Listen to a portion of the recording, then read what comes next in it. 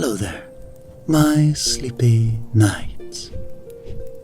And tonight, we voyage into the final frontier with a special collection of tales from Star Trek. In this video, we bring together 3 captivating stories that explore the wonders and challenges of life aboard the USS Enterprise. And as our exploration of these epic tales comes to a close, a tranquil ambience will play throughout the night, carrying you gently into the welcoming embrace of sleep, ensuring a night of restful and restorative slumber without interruptions from any ads. And if you enjoy this collection of stories from Star Trek, please be sure to give us a like, subscribe to the channel, and let me know your thoughts in the comments below. You can now support us on our Patreon, where you get exclusive access to our Spotify playlist and early access to all of these stories. But for now, let's get cozy and step into a universe where the stars beckon us to explore, and the spirit of adventure is always alive.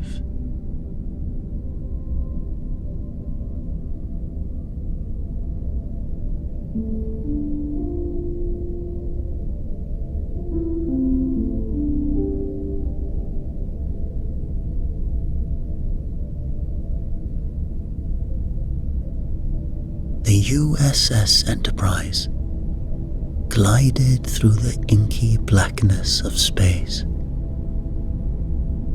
a solitary sentinel in the vast expanse of the Gamma Quadrant.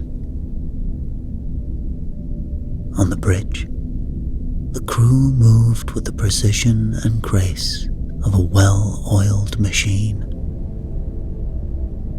each officer dedicated to their duty, their eyes scanning for any sign of the unknown.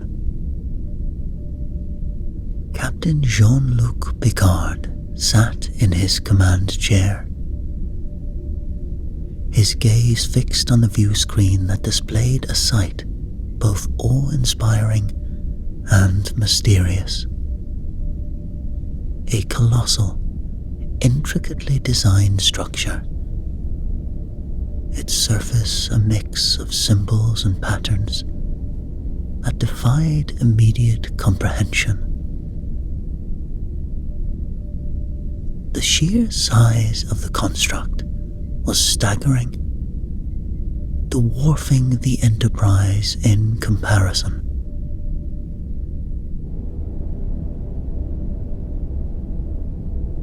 Picard leaned forward, his eyes narrowing with interest. Mr. Data, what can you tell us about this structure? Data's fingers danced over the console with his characteristic lightning speed. The structure appears to be composed of an unknown alloy, Captain. Preliminary scans suggest it is millions of years old, predating most known civilizations. Its energy readings are unusual, consistent with a power source of immense capacity. Picard nodded thoughtfully. Fascinating. But what could it have been used for? Before Data could respond, Lieutenant Worf's deep voice cut through the silence. Captain, I am detecting unusual energy readings from the structure. The patterns are unlike anything we have encountered before. Picard turned his attention to Worf. On screen, Mr. Worf. The view screen shifted, to display a series of energy waves emanating from the structure, pulsing and shifting in a mesmerizing, almost hypnotic rhythm. The waves seemed to distort the very fabric of space around them, creating ripples that radiated outward into the void. "Magnify," Picard ordered. As the image zoomed in, the intricate details of the structure became even more apparent.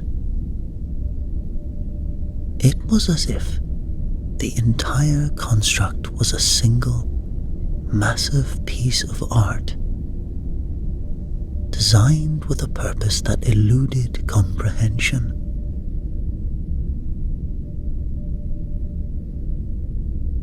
Picard stood, his gaze sweeping across his crew. "Let's proceed with caution. We have no idea what we might be dealing with."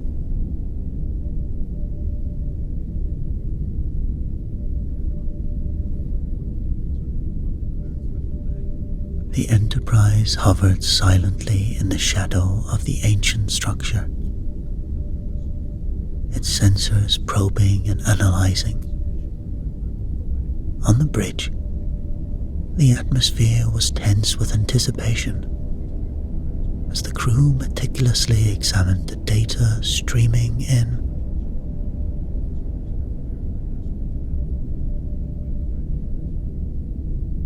Data's fingers moved with blinding speed. "Captain, the structure is indeed a power source of immense capacity.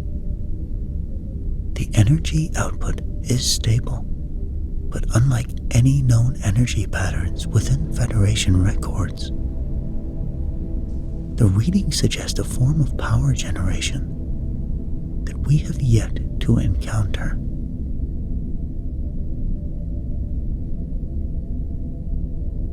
Geordie LaForge, the ship's chief engineer, leaned in closer to his own console. "Captain, whatever this thing is, it's been running for a long time. The efficiency is off the charts, but its purpose, it's a complete mystery. There are no discernible controls or indications of what it might have been used for."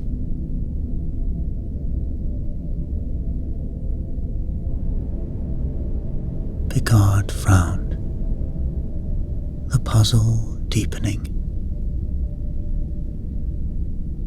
Could it be a weapon? Communication device? Perhaps a form of transportation? Geordie shook his head, his expression thoughtful. "It's hard to say, Captain. The energy patterns are too complex. It's like nothing we've ever seen.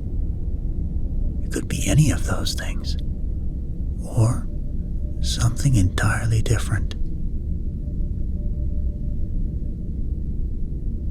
On the view screen, the alien structure loomed large, its surface glistening with a strange, almost ethereal light. The energy waves continued their rhythmic pulsing, casting an otherworldly glow over the bridge. Worf's voice broke the silence. "Captain, I recommend we maintain a safe distance until we can better understand the nature of this power source. There is no telling what it might do if disturbed." Picard nodded slowly. Agreed, Mr. Worf. But we cannot let caution prevent us from uncovering the truth. We need answers. He turned to Riker, his first officer. Number 1. Prepare an away team. We need to get a closer look at this structure. Riker nodded, his face set with determination. Understood, Captain. I'll assemble the team immediately.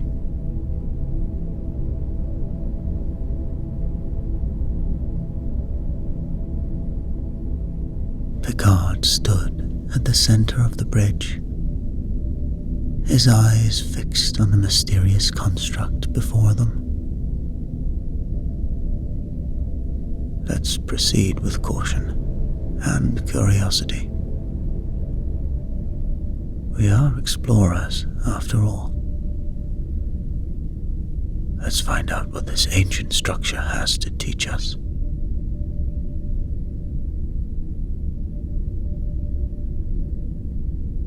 The crew's determination was palpable as they readied themselves for the mission ahead. Each officer fully aware of the potential for both great discovery and grave danger.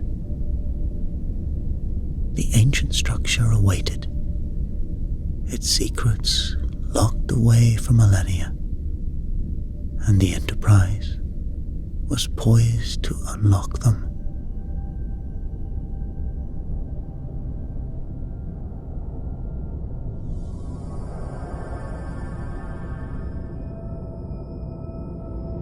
The familiar hum of the transporter faded, and Captain Picard, along with Data, Riker, Troy, and Geordi, materialized within the very heart of the ancient structure. The air was thick with the scent of age and mystery, and the dim light cast eerie shadows across the vast chamber they found themselves in.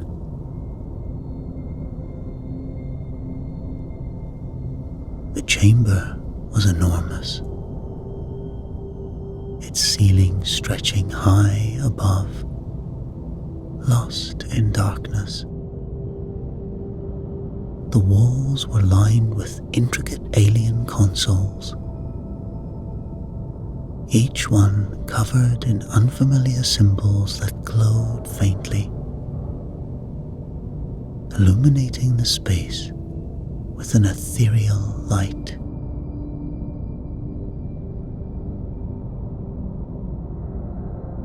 The architecture was unlike anything they had encountered before. A blend of organic curves and geometric precision that spoke of a highly advanced civilization. Fascinating, Data remarked, his golden eyes scanning the room with intense curiosity. The symbols appear to be a form of language, but one that is completely unknown to our databases. Geordi adjusted his visor, the device emanating a faint hum as it analyzed the environment. The energy readings here are off the charts. Whatever this place was used for, it had access to a tremendous amount of power.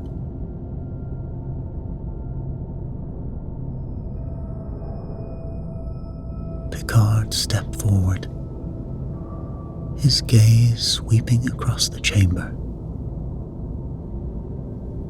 Let's proceed with caution. We don't know what we're dealing with here.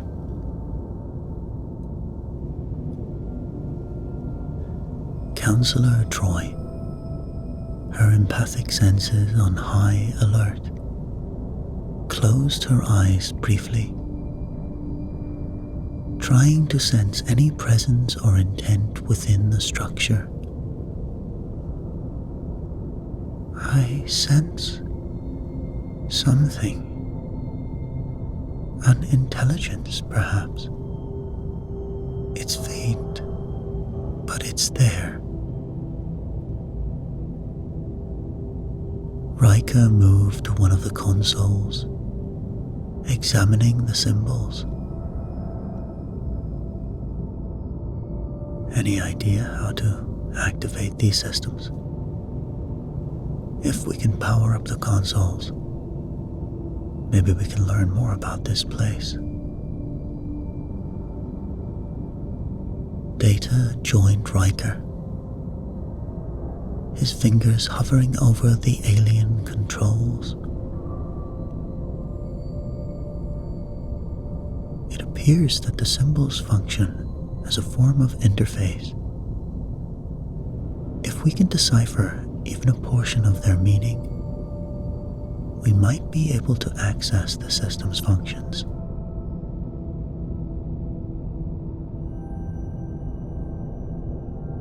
Picard watched on as his officers worked, a mix of pride and anticipation swelling within him. Proceed, but be careful. We have no idea what might happen if we activate the wrong sequence.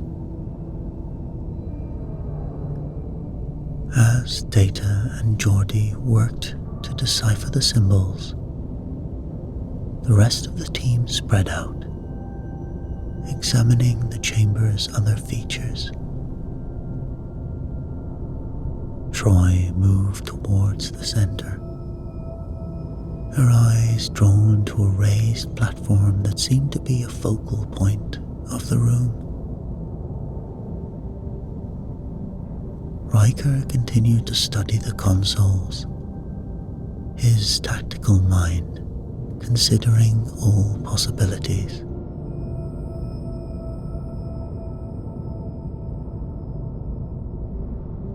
Minutes turned into hours as the team worked diligently.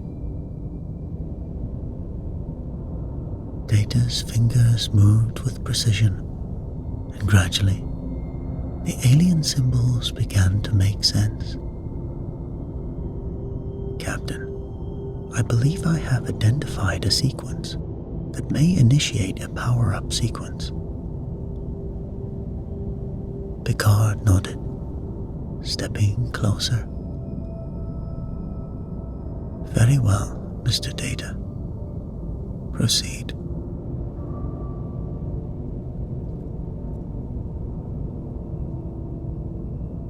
Data entered the sequence into the console.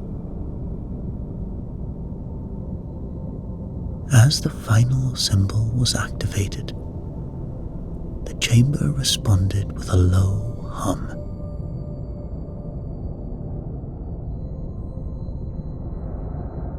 The consoles flared to life, their symbols glowing brighter, casting intricate patterns of light across the room. Suddenly, the structure around them seemed to awaken. The walls pulsed with energy, and the floor beneath their feet vibrated subtly. The chamber was no longer just a room within an ancient construct. It was alive with the power of a forgotten civilization.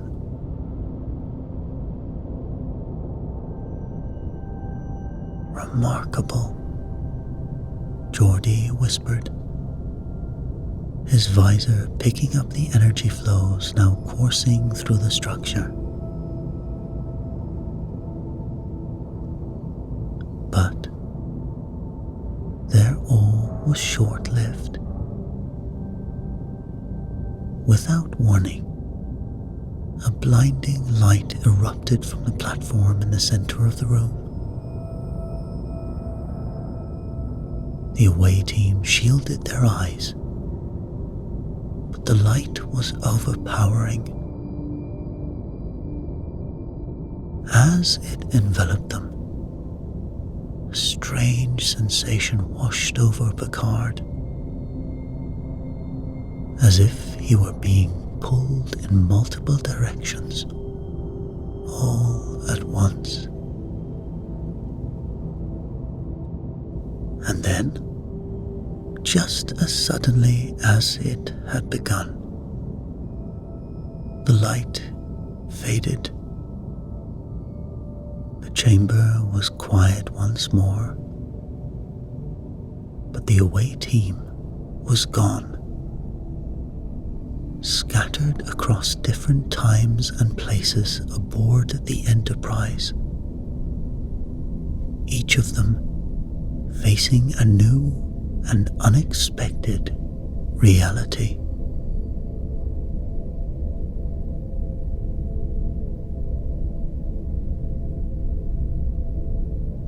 Captain Picard blinked, his vision slowly adjusting to his new surroundings. He found himself standing in the familiar corridors of the Enterprise. Yet, something was different. The walls seemed newer, the lighting softer. He glanced down at himself and saw he was no longer wearing his standard Starfleet uniform, but the attire of an admiral.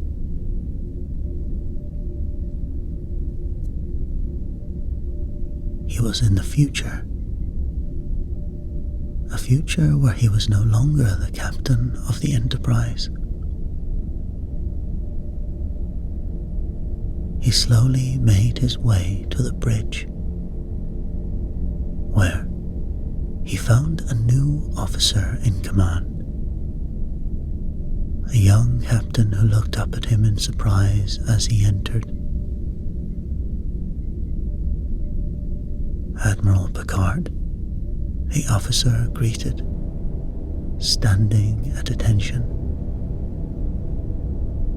"It's an honor to have you aboard."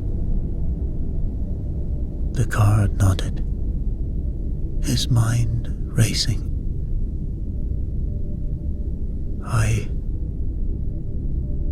I need to understand the current status of the ship and the crew. The young captain quickly briefed him. This Enterprise was on a routine mission, but Picard knew better than to accept anything at face value. He needed to find a way back to his own time and ensure his crew was safe.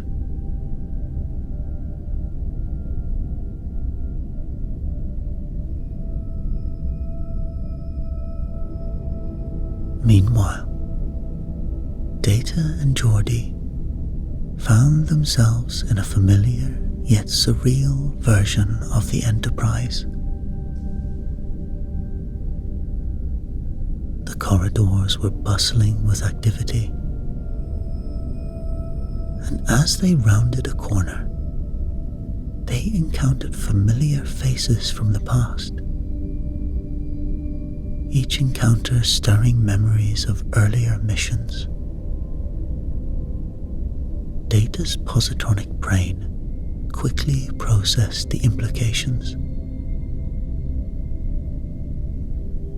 Geordi, it appears we have been transported back in time to a point early in the Enterprise's mission. This is highly unusual. Geordi nodded. We need time to figure out why we're here and how to return to our own time. Just then, a familiar voice called out, "Data? Geordi?" Both officers turned to see Lieutenant Tasha Yar standing in the corridor, her eyes wide with surprise. Tasha Yar had died years ago. "Tasha," Geordi said, managing to keep his voice steady despite the shock. "It's good to see you." Tasha smiled. "What are you two up to? You look like you've seen a ghost." Data, maintaining his usual calm demeanor, replied, "We are conducting an investigation, Lieutenant. It is complex."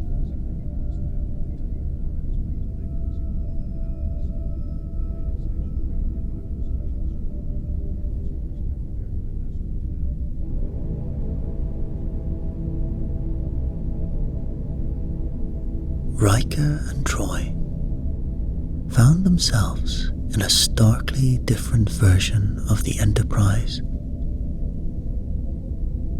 The ship was battle damaged, lights flickering and the sound of alarms echoed through the corridors. The air was thick with tension, and the crew moved with the urgency of those in constant peril. Riker looked around, taking in the scene. What just happened? We were in the alien structure, and now... His voice trailed off as he assessed the dire surroundings. Troy, her face reflecting both concern and determination, replied, "It looks like we've been thrown into the future. This isn't the Enterprise we know. It's funny. I sense we are really in the future, but somehow still tied to the alien structure, like a tether through time." Commander Riker, Counselor Troy, a harried-looking officer approached them, urgency clear in his voice. "We're under attack by an unknown enemy fleet.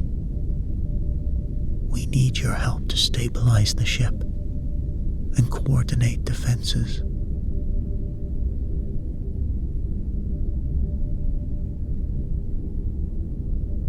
Riker and Troy exchanged a glance, the grim reality of the situation sinking in. "We need to get to the bridge," Riker said, taking charge. "But first, let's figure out exactly where and when we are." Troy nodded. "Right. We need to understand what's happening. It looks like we're at war."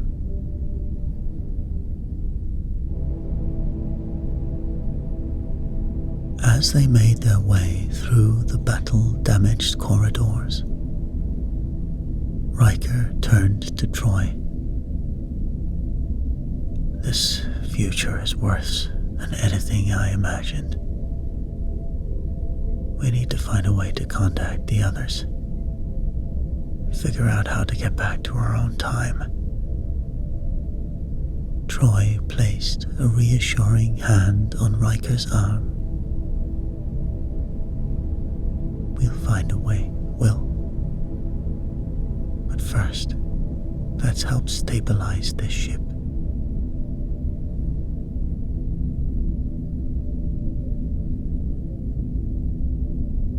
With that, they continued towards the bridge. The scene was one of controlled chaos. The officers manning their station and shouting reports. Riker quickly assessed the situation and began issuing orders, his years of experience guiding him.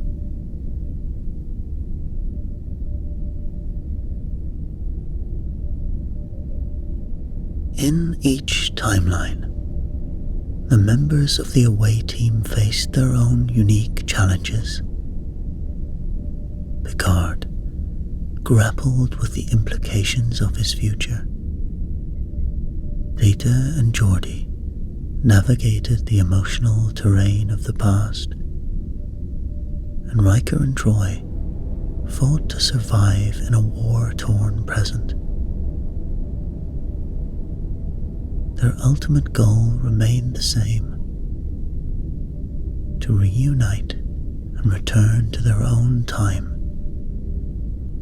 But the path to achieving it was fraught with danger and uncertainty.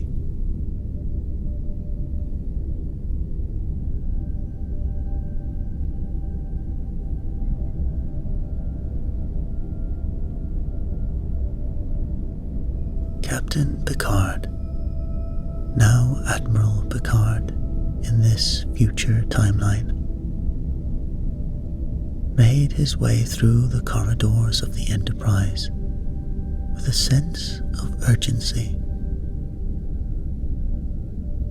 The ship's familiar hum felt different, as if echoing through the passage of time itself. He reached the ready room, where he found his future self waiting.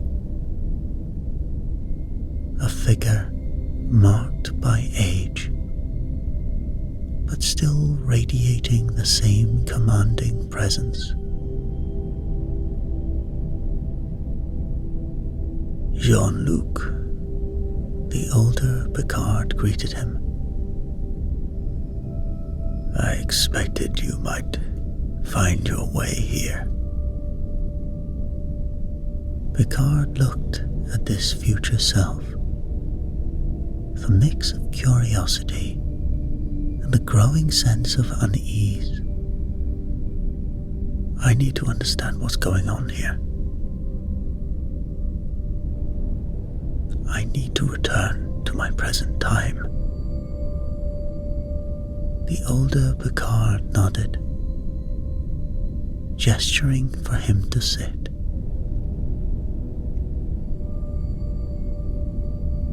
"There have been many changes here, some of them profound. The Federation has faced numerous challenges, but we persevered. However, there are critical decisions you must make in your time that will shape this future." Picard felt a strange, almost imperceptible dissonance in the older man's words and mannerisms, as if something was subtly off. "What decisions? What must I do?" he pressed, trying to identify the source of his unease. The future Picard sighed, a weight of responsibility evident in his gaze. "There is a conflict brewing, one that will test the very fabric of the Federation. The key lies in the Gamma Quadrant. in the structure you are currently investigating. Its power and the secrets it holds are both a threat and an opportunity.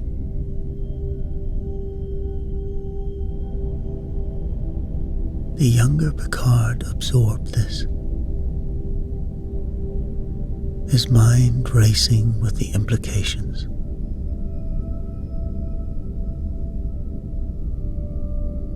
You know about the structure. What can you tell me about it?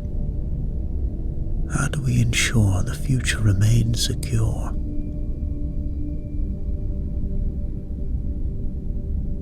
The older Picard stood, moving to a console and bringing up data streams filled with historical records and mission logs.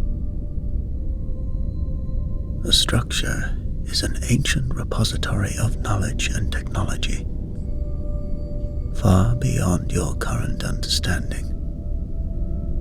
It has the potential to either propel you into a new era of exploration or plunge you into chaos.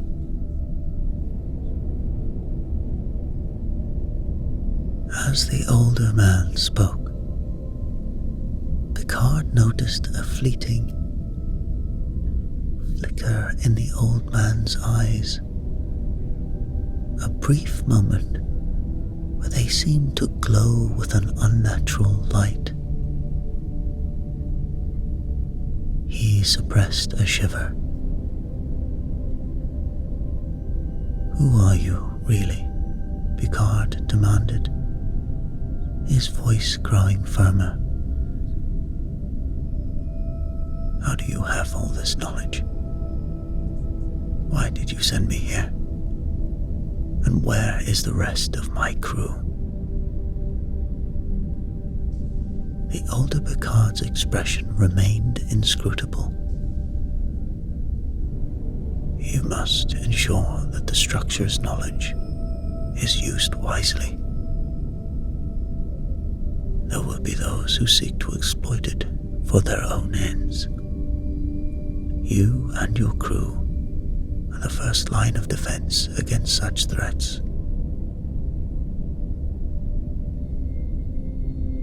Picard's suspicions deepened. "You're not really me, are you? You're linked to the alien structure somehow. Who are you?" The older Picard smiled faintly, but the warmth didn't reach his eyes.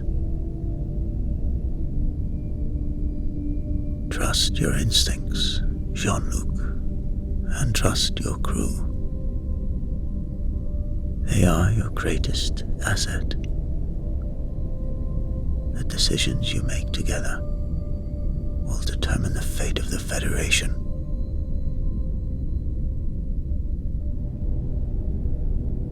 As Picard prepared to question him further, the older Picard placed a hand on his shoulder. The touch felt strangely cold, and before Picard could react, the older Picard simply vanished into thin air, leaving behind an eerie silence. Picard stood alone in the ready room, the weight of the future pressing upon him and his unease growing. With those mysterious words echoing in his mind, he stepped out, determined to find his crew and uncover the truth behind the alien structure. Yet, a nagging doubt remained. Was the older Picard truly who he seemed to be? Or was he something else entirely?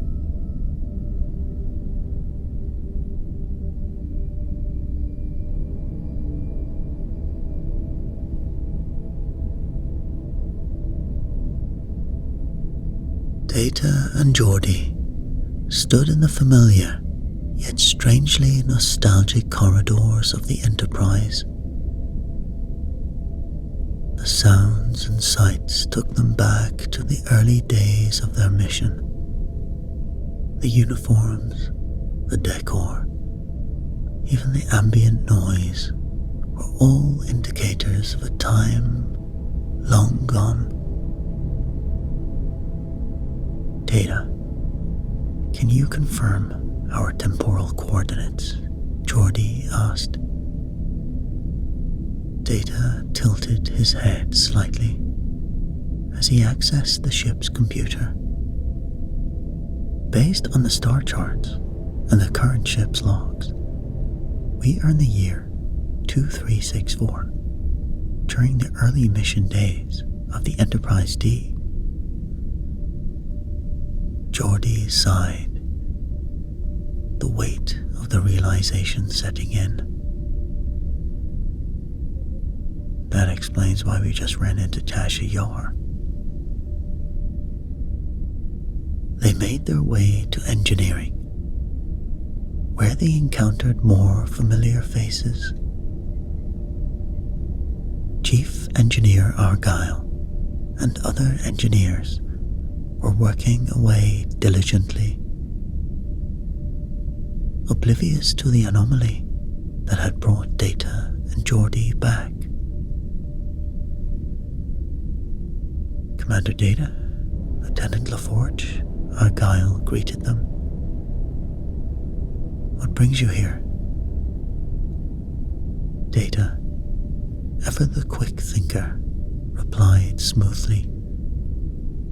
We are conducting a diagnostic on the ship's systems. There have been some irregular energy readings that we need to investigate. As they moved deeper into engineering, Geordi whispered, "This could be all some sort of holodeck. We could still be in the structure, Data. We need to find out more about the alien structure's power source. If we can understand it, we might just be able to use it to get back to our own time." Data nodded. Agreed. The structure's energy readings were unlike anything we have encountered.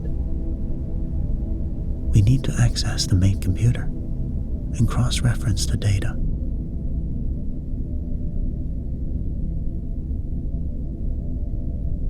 Working together, they began to sift through the ship's logs and sensor readings. The familiar hum of the engines and the buzz of the activity around them served as a comforting backdrop to their work. Yet, every so often, they would catch a glimpse of a familiar face, a reminder of the temporal dislocation they were experiencing. Tasha Yar entered engineering. Data? Geordi? What's going on? You both seem different. Geordi forced a smile. Just some routine checks, Tasha. Making sure everything's running smoothly. Tasha gave them a curious look, but nodded. All right. Let me know if you need any help. As she walked away, Geordi turned to Data. Strange seeing her again, knowing what happened. It's hard not to say anything. Data's expression was contemplative. The temporal prime directive is clear. We must avoid altering the past. Our focus must remain on our mission. Hours passed as they worked tirelessly, analyzing any data that might be from the structure. And slowly, patterns began to emerge. Data's precise calculations and Geordie's intuitive engineering skills complemented each other perfectly. "Data, look at this," Geordie said, pointing to a series of energy signatures. "These readings match those we found from the structure. It's some kind of power conversion matrix, but it's way beyond our current technology."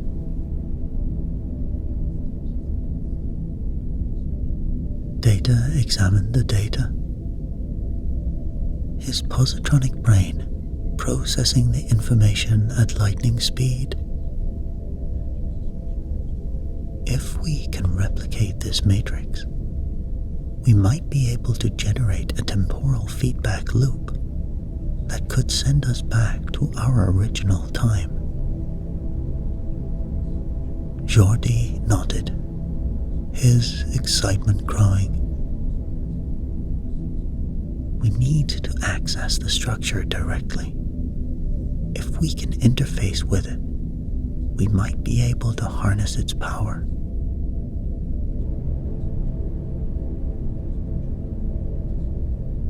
With renewed determination, they prepared to leave engineering, their minds set on the task ahead. Despite the emotional turmoil of being in the past and seeing old friends, they knew their mission was crucial. They had to find a way to understand the structure's power source and use it to return to their own time.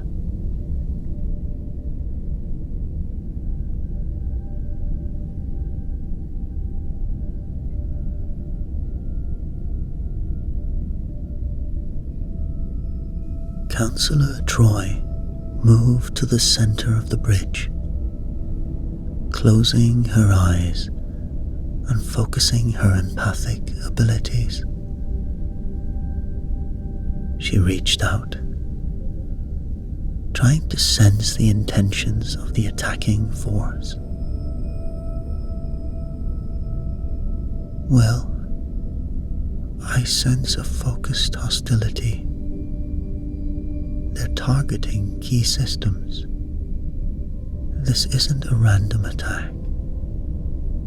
They know exactly where to hit us." Riker's jaw tightened.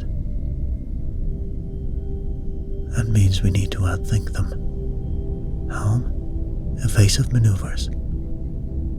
Keep us unpredictable. Communications. Can we send a message through the subspace channels?" The comm officer shook his head. "Subspace communications are down, sir. The relays were hit in the last attack." Riker cursed under his breath. "Then we'll have to find another way. Is there any way to boost short-range communications?" An officer at the engineering console spoke up. "We could try rerouting power from non-essential systems to the short-range transmitters. It might give us a narrow window to send a message." "Do it," Riker ordered. "We need to get a message out." As the crew worked to stabilize the ship and reroute power, Riker and Troy shared a brief, determined look. They had faced impossible odds before, and they would do it again. The Enterprise had always been a symbol of hope and resilience, and they would ensure it remained so, no matter the cost. Minutes felt like hours as they waited for the power to reroute. The ship shuddered with each hit. Finally, the comm officer looked up. "Sir, we have a brief window. Short-range communications are online."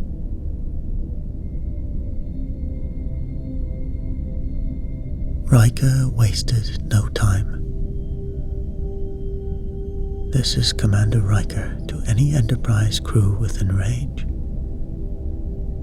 We are under attack and need immediate assistance. If you receive this message, respond immediately. Riker, out." The message was sent, and they could only hope it could somehow reach the others in time. Troy turned to Riker, her eyes filled with concern. "Well, why do you think the alien structure sent us here? There has to be a reason." Riker nodded, his expression thoughtful. "I think it's testing us, or maybe showing us potential futures. We need to understand why it chose these specific times, and what it wants us to learn. We also need to find a way back to the present. If we can stabilize this ship, contact the others, we might be able to figure out how to use the structure's power to return to our time."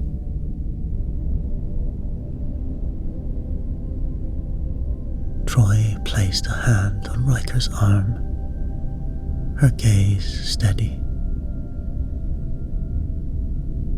"We'll find a way, Will. I'm sure of it." Riker gave her a nod. "Let's get through this battle first, then we can focus on finding our way back."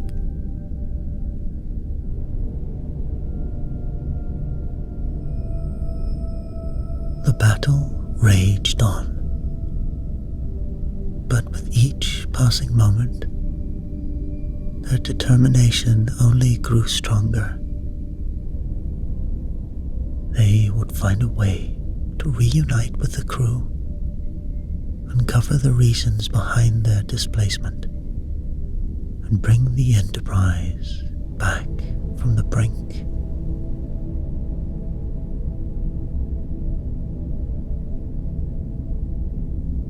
Data and Geordi worked tirelessly in engineering, sifting through complex data streams from the alien structure.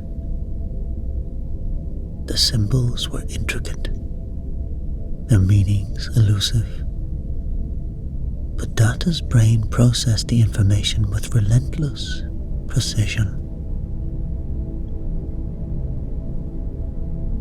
"Geordi, I found something," Data announced, his voice calm yet tinged with urgency. "These symbols form a pattern that suggests temporal manipulation. The alien structure appears to have the capability to not just send objects, but messages through time." Geordi looked up from his console. "Temporal messages? How would that work?" Data's fingers flew across the console as he brought up a schematic of the structure. The symbols indicate a method of encoding messages within energy waves. that can be transmitted across different temporal coordinates. If we can decipher the correct sequence, we can send a message through time.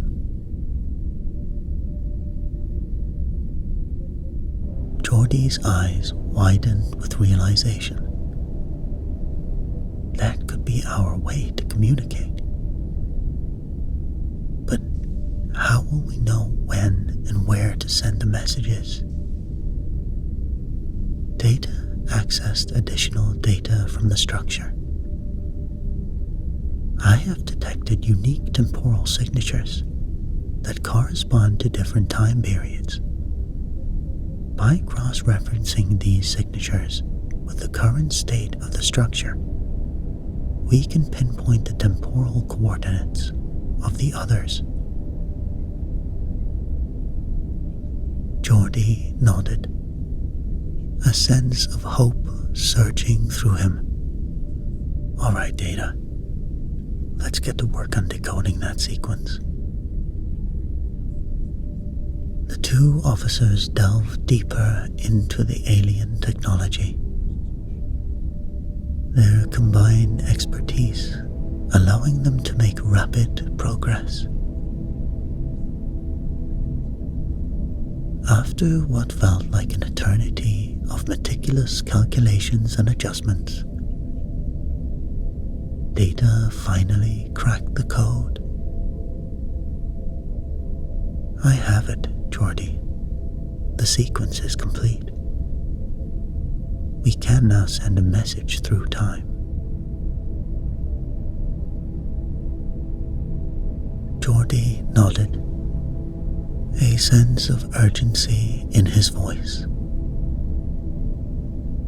All right, let's do it. We need to let Picard, Riker, and Troy know what's happening and coordinate our efforts to get back to our own time.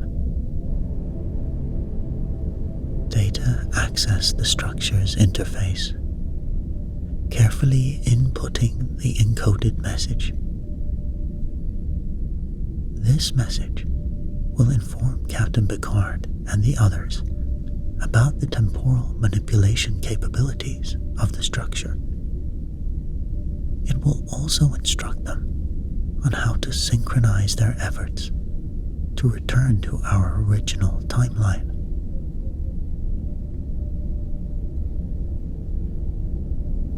Geordie double-checked the sequence, ensuring there were no errors. Ready when you are, Data.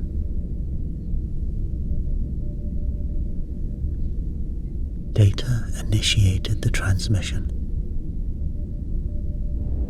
The structure hummed with power as the energy waves carrying the message were sent across the temporal spectrum. The message is away. Now we wait for a response.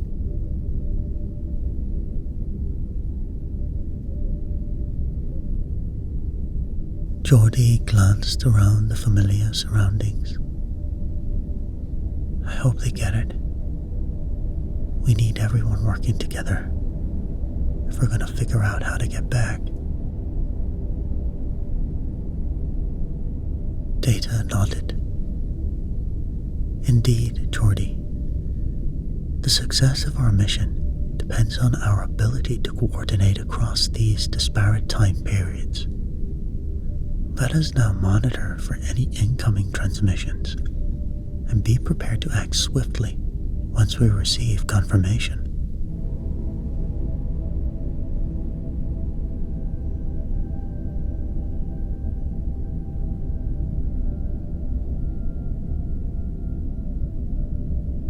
Admiral Picard stood alone in the ready room, still reeling from the sudden disappearance of his older self. The console nearby chimed, indicating an incoming transmission. Picard moved quickly to the console, his heart pounding with anticipation. Data's voice came through, precise and clear. Captain Picard, this is Commander Data.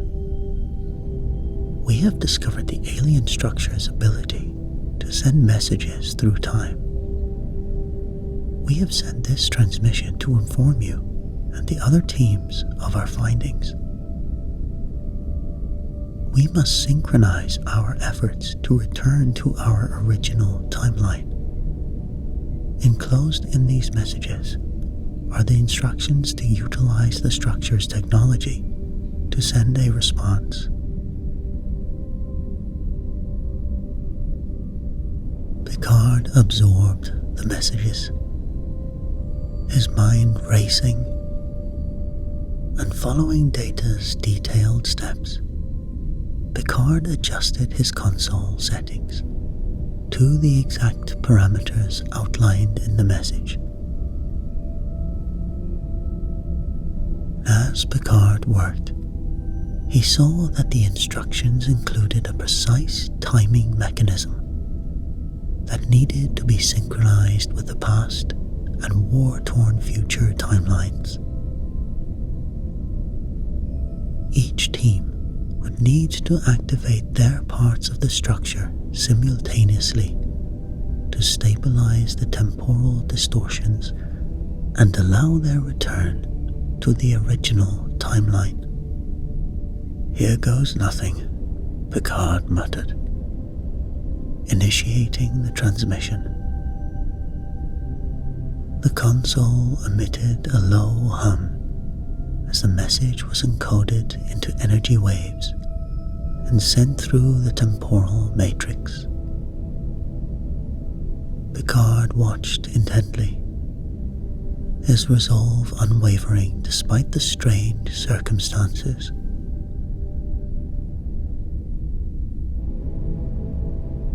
In the war-torn future, the Enterprise was under constant assault, the ship shaking with each hit from the unknown enemy.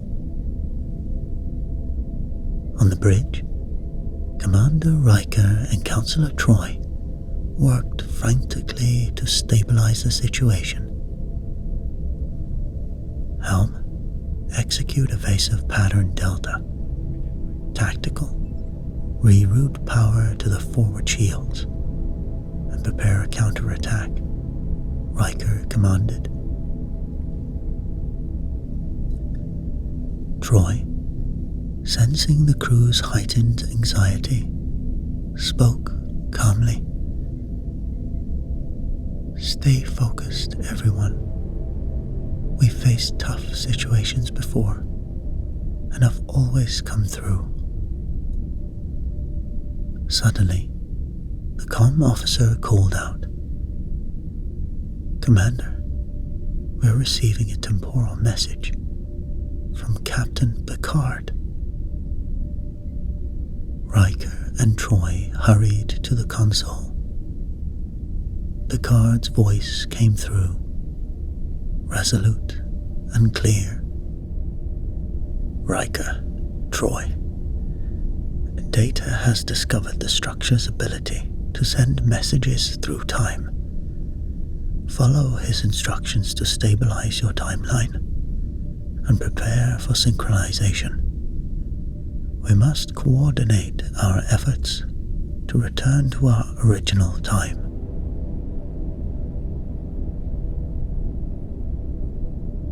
Riker's face lit up with determination. "Helm, follow Data's instructions. Tactical, maintain defensive measures." Troy placed a hand on Riker's arm. "We can do this well." Riker nodded.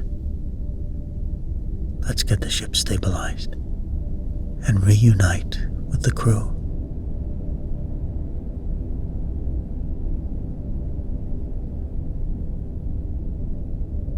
Through precise coordination, crew managed to stabilize the alien structure, each team operating in their respective timelines, working in tandem, guided by Data's intricate instructions.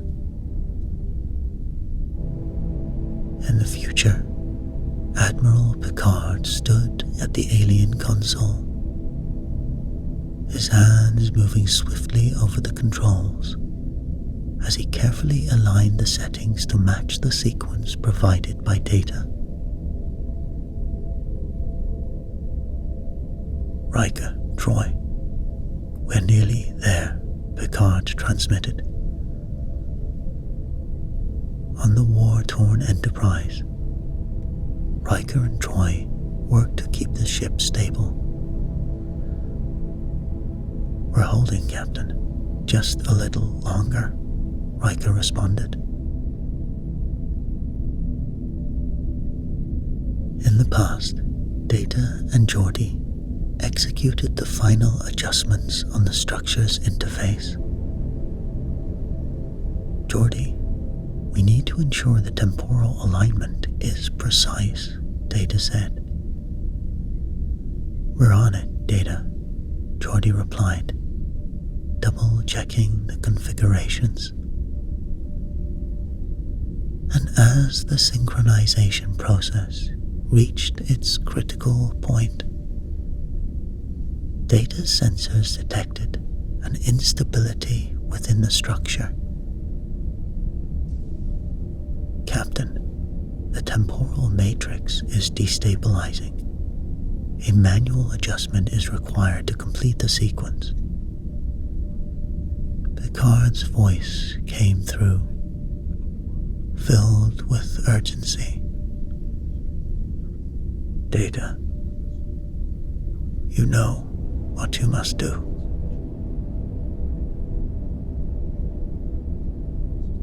Without hesitation, Data acted. Geordi, continue the sequence. I will handle the manual override. Geordi's voice was tense. Data, be careful. Data nodded, his face serene. It is a calculated risk. The stability of the timeline depends on this. Data made the final adjustment manually. The console emitted a high-pitched whine. An energy surged through.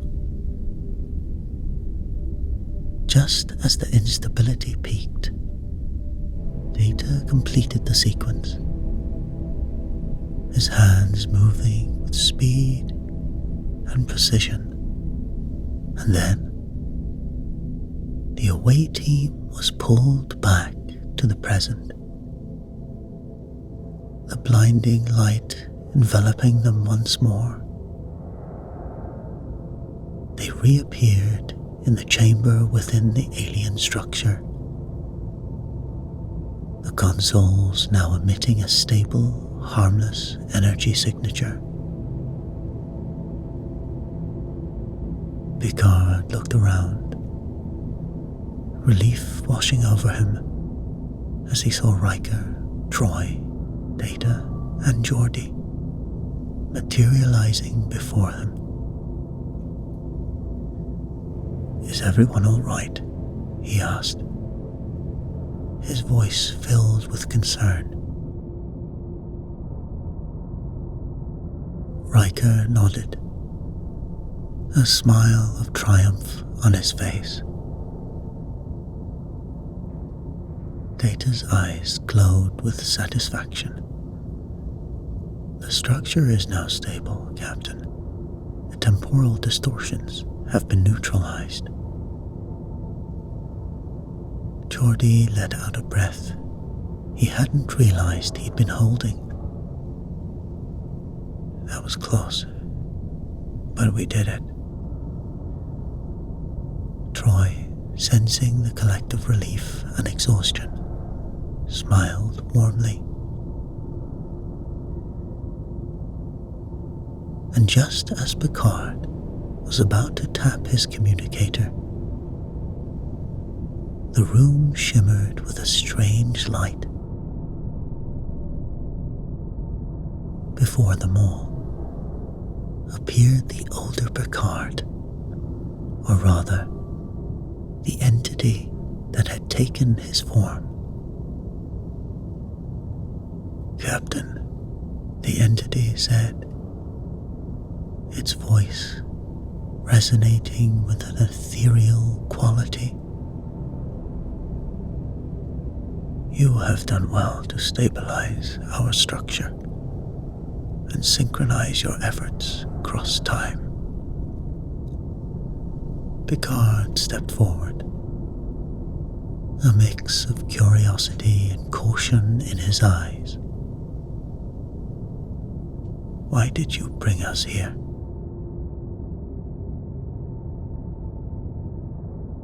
The entity's form flickered slightly, its gaze shifting to encompass the entire away team.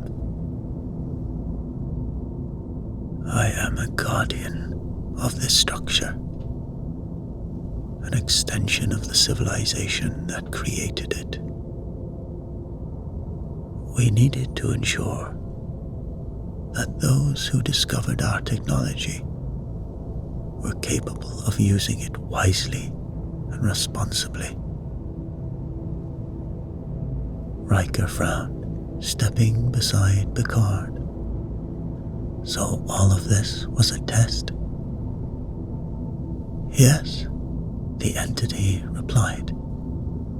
"A test of your unity, your intelligence, and your moral integrity. You have proven yourselves worthy." Data tilted his head slightly. "And what of the knowledge contained within the structure itself? What is its purpose?" The entity smiled faintly, a gesture that seemed almost human. "The knowledge within this structure is vast, capable of great good or great harm. It is now yours to protect and to use wisely. The future of your Federation may depend on it." Geordi looked around at his comrades. "So, what now?" The entity began to fade, its form becoming increasingly transparent. "Now, you must study this structure and remember the lessons that you have learned here." As the entity vanished completely, Picard tapped his communicator. "Picard to Enterprise. 5 to beam up."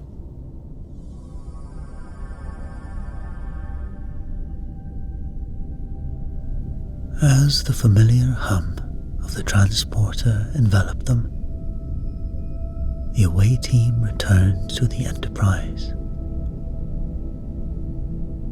The alien structure, now a silent sentinel, its secrets revealed and its power neutralized. Back on the bridge, Picard settled into his command chair, a sense of accomplishment and gratitude filling him.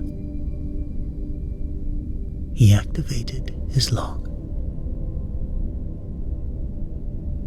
Captain's log, supplemental. The ancient structure has been stabilized, and its secrets will undoubtedly provide invaluable knowledge for future generations. Our preliminary analysis suggests that this construct may have been a repository of temporal knowledge and technology, designed by an unknown and highly advanced civilization. Its ability to manipulate time and space indicates it was far more than a simple power source.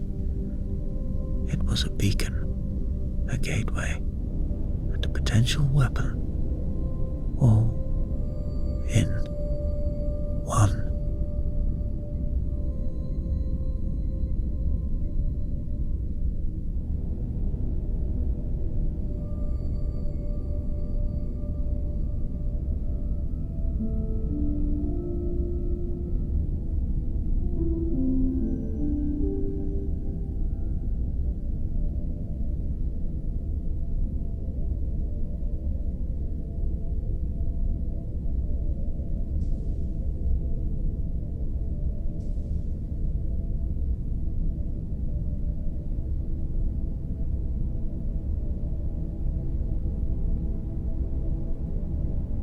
The USS Enterprise glided effortlessly through the void of space, its sleek lines and gleaming hull a marvel of Federation engineering.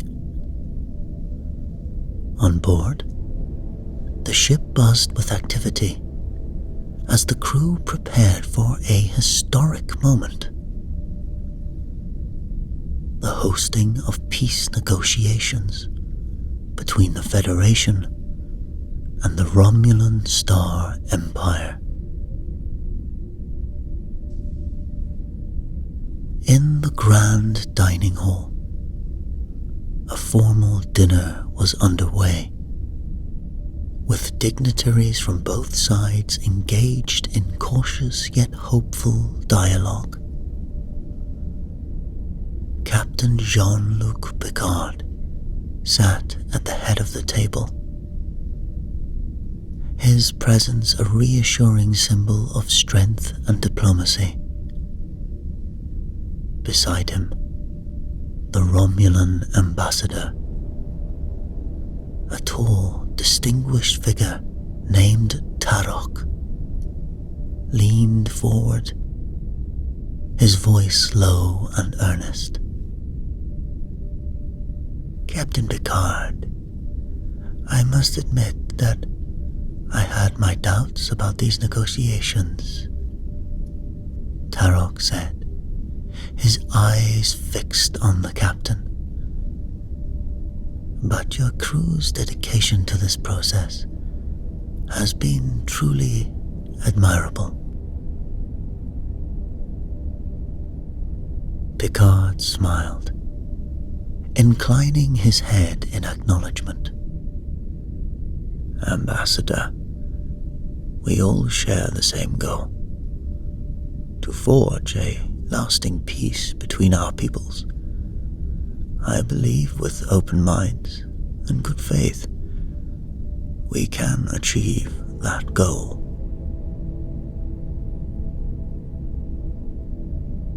As the dinner progressed, the atmosphere seemed to be one of tentative optimism.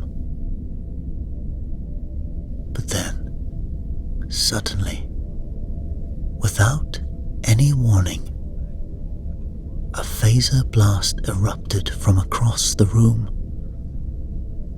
striking Ambassador Tarok squarely in the chest. Chaos erupted as guests dove for cover and security personnel swarmed the area, their weapons drawn. Amidst the pandemonium, Dr. Beverly Crusher rushed to the ambassador's side, her medical tricorder already scanning for vital signs. Tarok lay motionless on the floor, his face ashen and his breathing shallow. As Picard looked on in shock and dismay, Dr. Crusher called for an emergency transport to sickbay, her voice tight with urgency.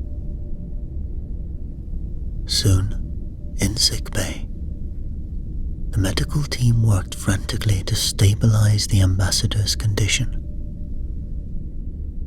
Dr. Crusher barked orders as she fought to repair the damage inflicted by the phaser blast. Her brow furrowed in concentration. The monitors above the biobed flashed and beeped, each sound a reminder of the precarious balance between life and death. His vital signs are critical, Dr. Crusher said, her voice strained. We need to get him into surgery immediately. As Picard watched from behind the observation window, his mind raced with questions. Who would dare to attack the Romulan ambassador on the eve of such critical negotiations? And what would be the consequences? Not just for the fragile peace process, but for the crew of the Enterprise itself. As the shock of the assassination attempt reverberated through the Enterprise, Captain Picard summoned his senior staff to the observation lounge. The room was charged with tension as the officers took their seats, their faces grim and determined. We have a situation on our hands, Picard began, his voice grave. Ambassador Tarok is fighting for his life in sickbay, and we have an assassin on board. We must work quickly to uncover the truth and bring the perpetrator to justice. Picard turned to Lieutenant Commander Data, his android officer. Mr. Data, what have you found in your initial investigation? Data's fingers danced over a control panel, bringing up a series of images and data points on the view screen. Captain, I have analyzed the sensor logs and security feeds from the time of the incident. I am certain the phaser blast originated from within the dining hall, suggesting that the assassin was indeed present at the dinner. The officers exchanged glances, the implications of Data's words sinking in. The assassin must be one of their own, a member of the Enterprise crew.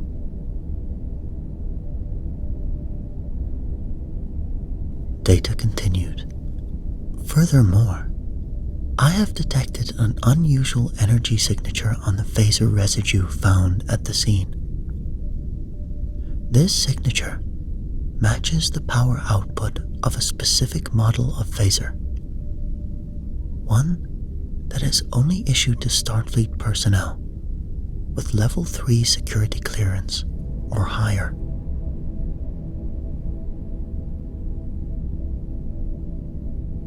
Worf, the Klingon chief of security, slammed his fist on the table, his eyes burning with anger and shame.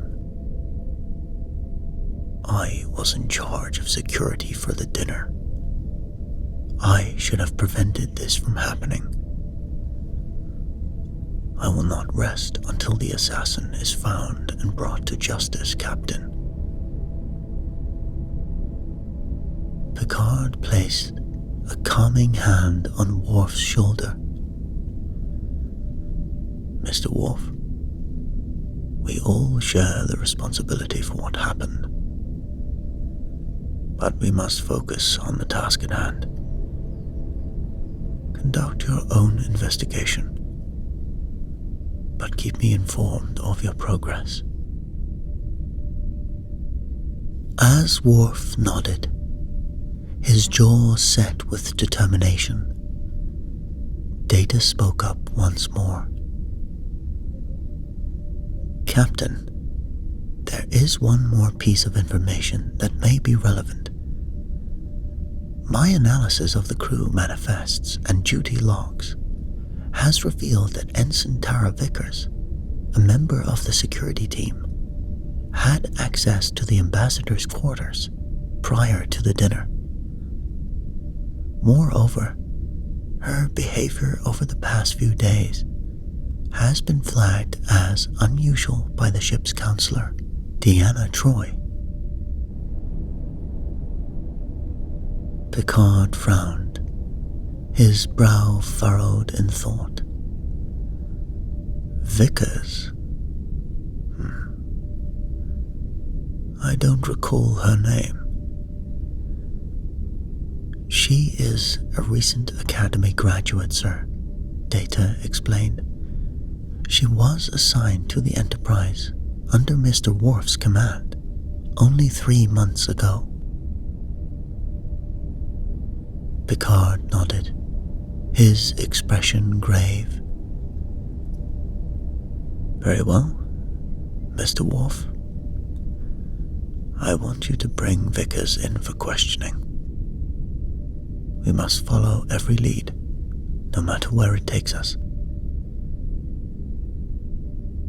As the meeting adjourned, the senior staff dispersed to their respective tasks, each of them keenly aware of the weight of the responsibility that rested on their shoulders.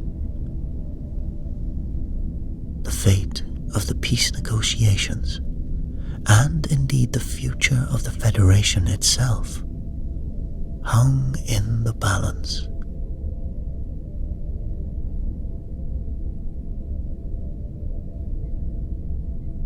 In the dimly lit interrogation room, Worf paced back and forth, his eyes fixed on Tara Vickers. The young woman sat at the table, her hands clasped tightly in front of her. Her face, a mask of fear and confusion. Ensign Vickers, Worf growled, his voice low and menacing. You had access to the ambassador's quarters before dinner. I don't remember assigning you there. Can you explain why you had access? Vickers swallowed hard, her eyes darting nervously around the room. It was on my schedule, sir. I was just doing my job. As part of the security team assigned to sweep the ambassador's quarters for any potential threats. Worf leaned in closer, his face mere inches from Vickers. And did you find any threats? No, sir, Vickers replied, her voice trembling. Everything was clear. Worf straightened up, his expression skeptical. Then why have you been acting so strangely since the incident? Counselor Troy has noticed changes in your behavior. Vickers hesitated, her eyes filling with tears. I can't tell you, sir. It's a personal matter. Ensign Vickers, this is a matter of utmost importance. Worf pressed, his patience wearing thin. If you have any information that could help us find the assassin, you must tell me now. Vickers took a deep, shuddering breath, then spoke in a whisper.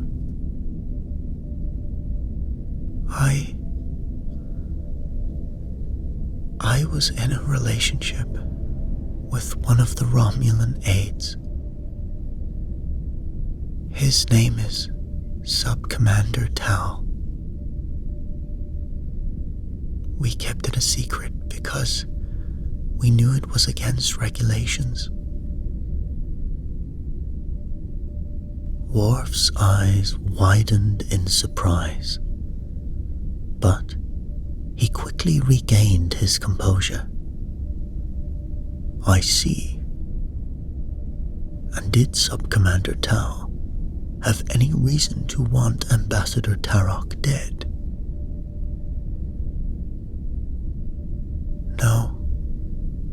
No, he didn't, Vickers cried, shaking her head.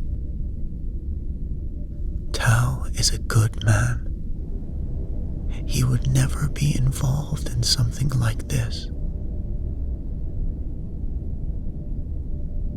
As Worf continued his interrogation, Picard and the rest of his senior staff were gathered in the ready room, poring over the evidence that had been uncovered so far.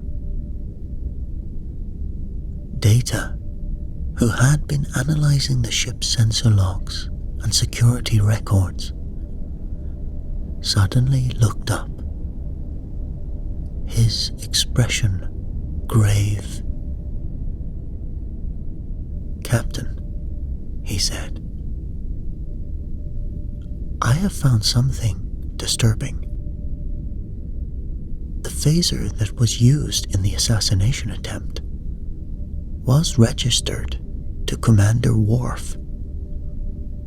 Furthermore, there are records of secret communications between Worf and the Romulans in the days leading up to the incident.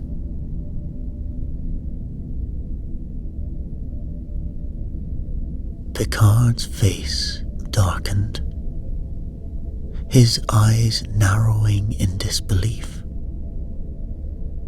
What? That's impossible. Worf would never betray us like that. But as Data displayed the evidence on the view screen, the truth became impossible to deny. There, in stark black and white, were the damning records of Worf's phaser registration and his clandestine communications with the Romulans. Picard tapped his comm badge, his voice tense. Mr. Worf, report to my ready room immediately.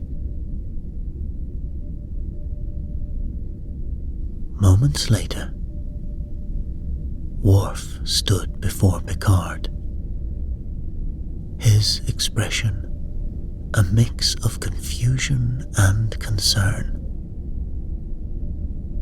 Captain, what is this about? Picard Picard fixed Worf with a stern gaze,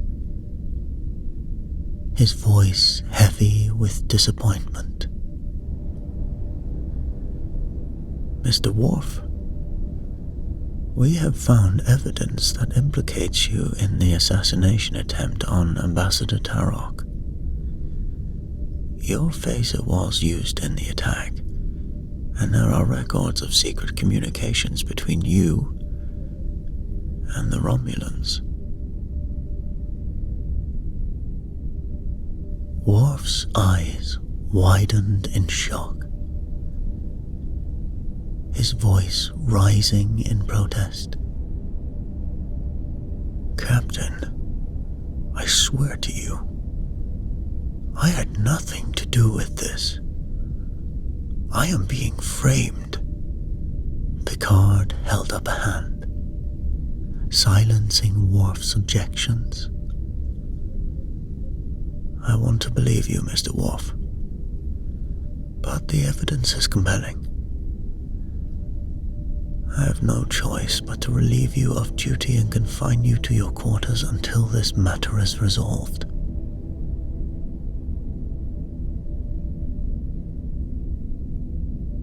Worf's shoulders slumped, his face a mask of disbelief and despair. "Captain, please. I have served this ship and crew with honor. I would never betray you."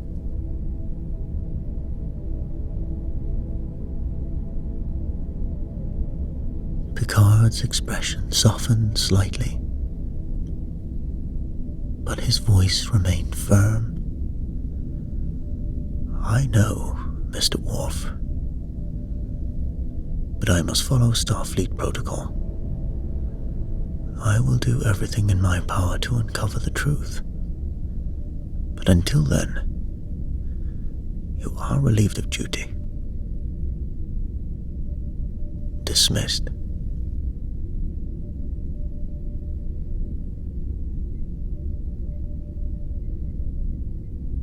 As Worf left the ready room, his head bowed in shame, Picard sank into his chair, his face lined with worry and frustration. Suddenly, the door chimed, and Data's voice came over the intercom. "Captain, we are being hailed by Commander Sailor of the Romulan warbird, Kazara." Picard's brow furrowed, a sense of unease washing over him. "Put her through, Mr. Data."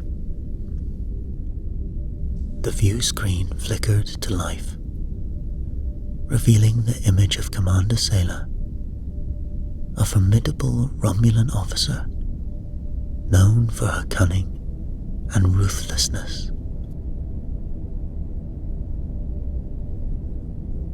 "Captain Picard," she began, her voice cold. "We have been informed that one of your crew members, Commander Worf, has been implicated in the assassination attempt of Ambassador Tarok."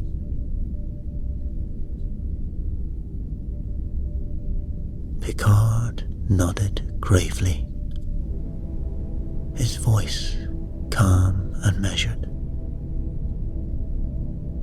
"Commander Sailor, I assure you that we are conducting a thorough investigation into this matter.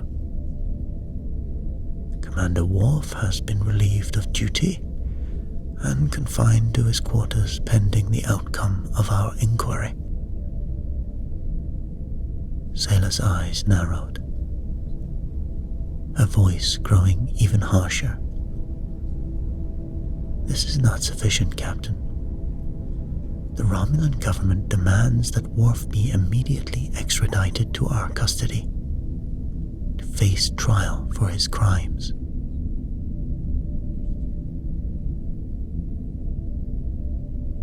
Picard's expression remained firm, his voice unwavering.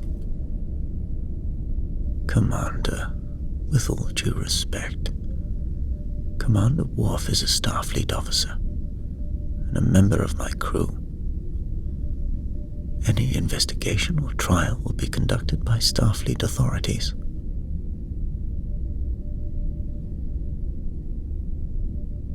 Sailor leaned forward, her eyes glinting with menace.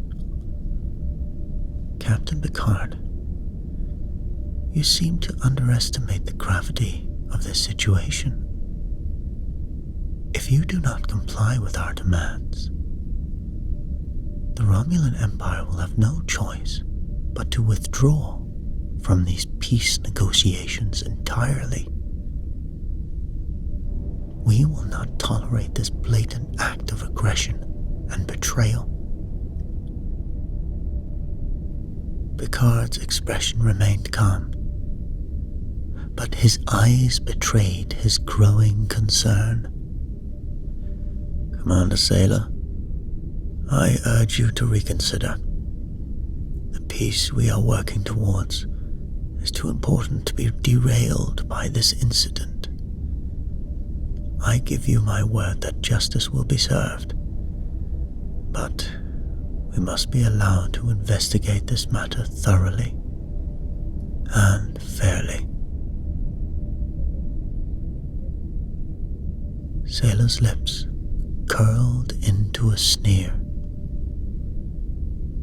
her voice dripping with disdain. "You have 24 hours, Picard. If Worf is not turned over to our custody by then, the Romulan delegation will leave, and any hope for peace between our peoples will be lost."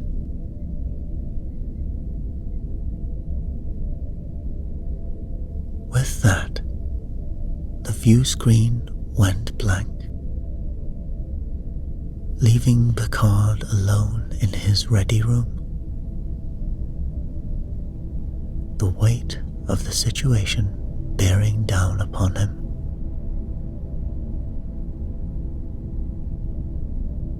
As word of the Romulans' ultimatum spread throughout the ship, the tension on the Enterprise reached a breaking point, with one of their own accused of attempting to assassinate the Romulan ambassador, and the fragile peace with the Romulans hanging by a thread. The crew of the Enterprise faced their greatest challenge yet.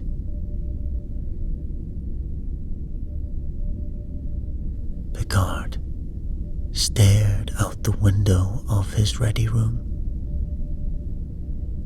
The fate of the peace negotiations and the future of the Federation resting on his shoulders.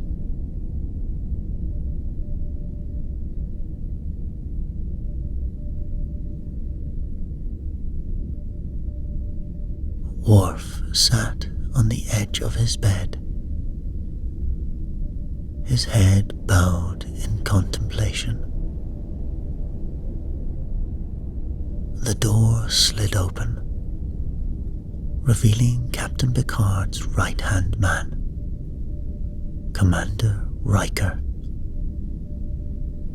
His expression a mix of concern and determination. "Worf," Riker began, his voice somber. "I just spoke with Captain Picard. The Romulans are demanding your extradition, and the Federation Council is considering complying to save the peace negotiations." Worf's head snapped up, his eyes blazing with fury. "They would sacrifice me for the sake of political expediency. I am innocent, Commander. I must be allowed to clear my name. Riker placed a hand on Worf's shoulder, his voice low and urgent. Worf, if you have any information that can help prove your innocence, now's the time to share it. Worf hesitated for a moment, then spoke, his voice filled with conviction. I believe my phaser was stolen by the assassin. They must have taken it to frame me for the crime. Riker's brow furrowed. His interest piqued.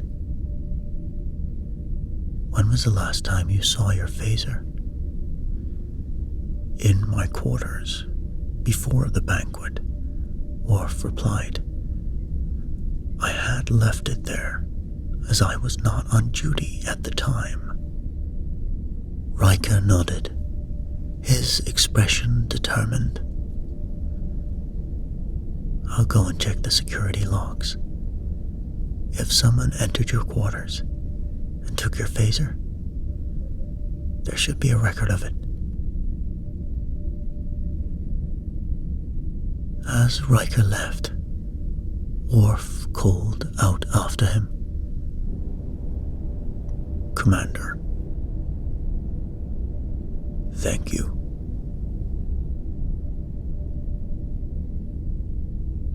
And soon, Riker was carefully examining the security logs when he noticed an anomaly. There was an unauthorized entry into Worf's quarters just before the banquet, but the identity of the intruder was masked. Riker tapped his comm badge, his voice urgent. Riker to Captain Picard. I've found something.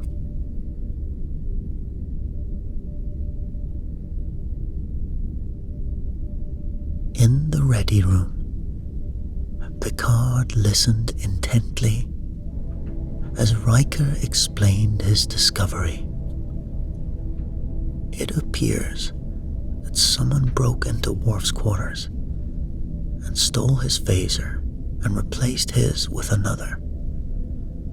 They must have used his phaser to carry out the assassination attempt and frame Worf for the murder.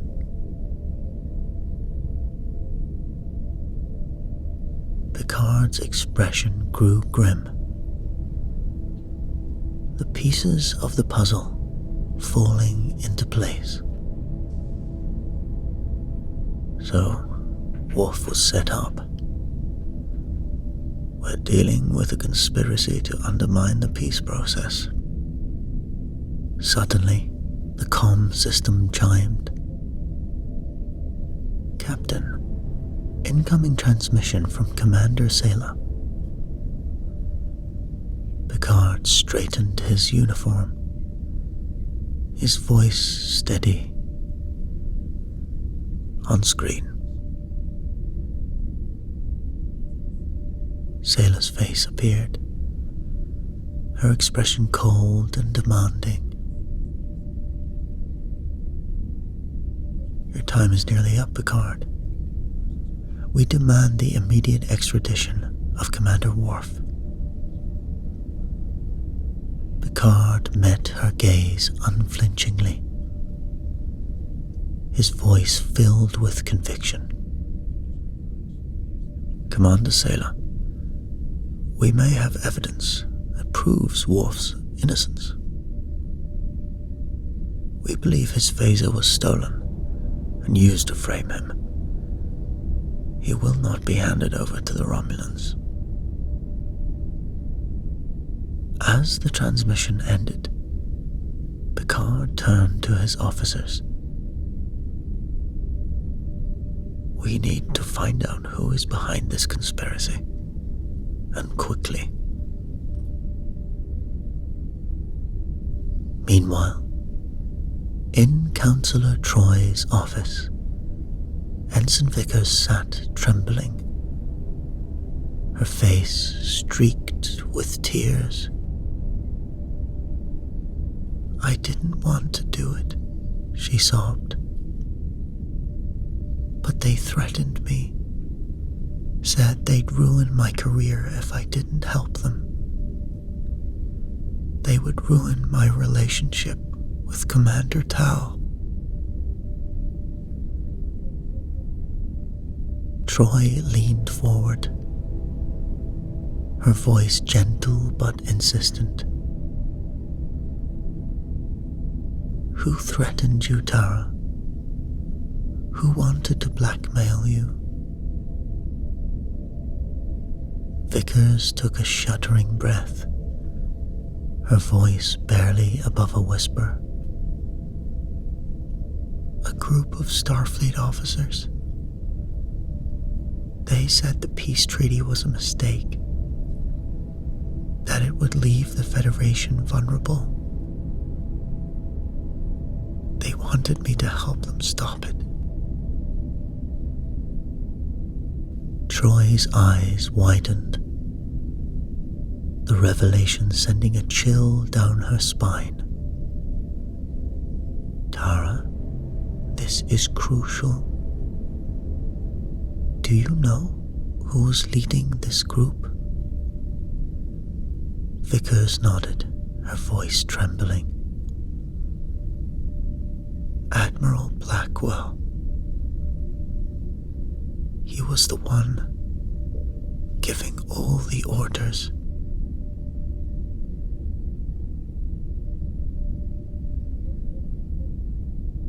With the evidence of Worf's stolen phaser in hand, Riker returned to Worf's quarters, his steps purposeful and determined. He entered where Worf sat in quiet contemplation.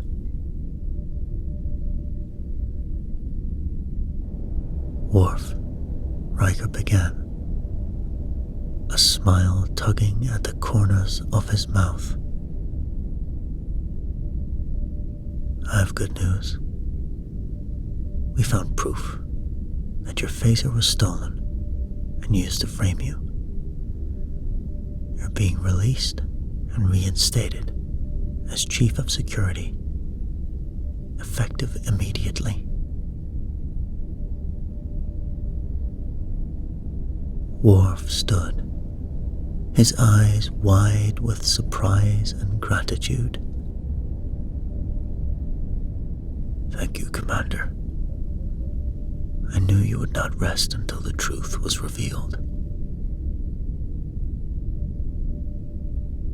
Riker clasped Worf's shoulder, his expression turning serious. "We have a new lead, Worf.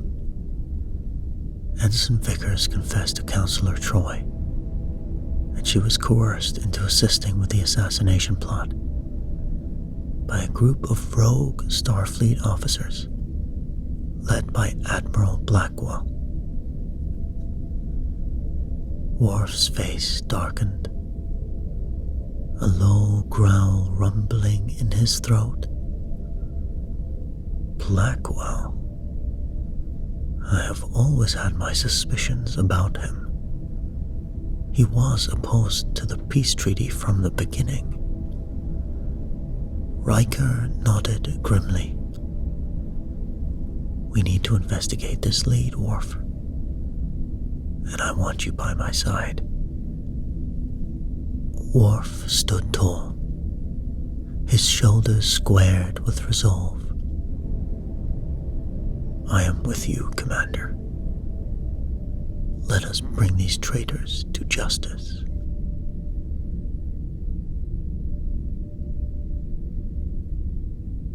Riker and Worf quickly set to work, combing through Starfleet records and communication logs, searching for any evidence that might link Blackwell to the assassination plot.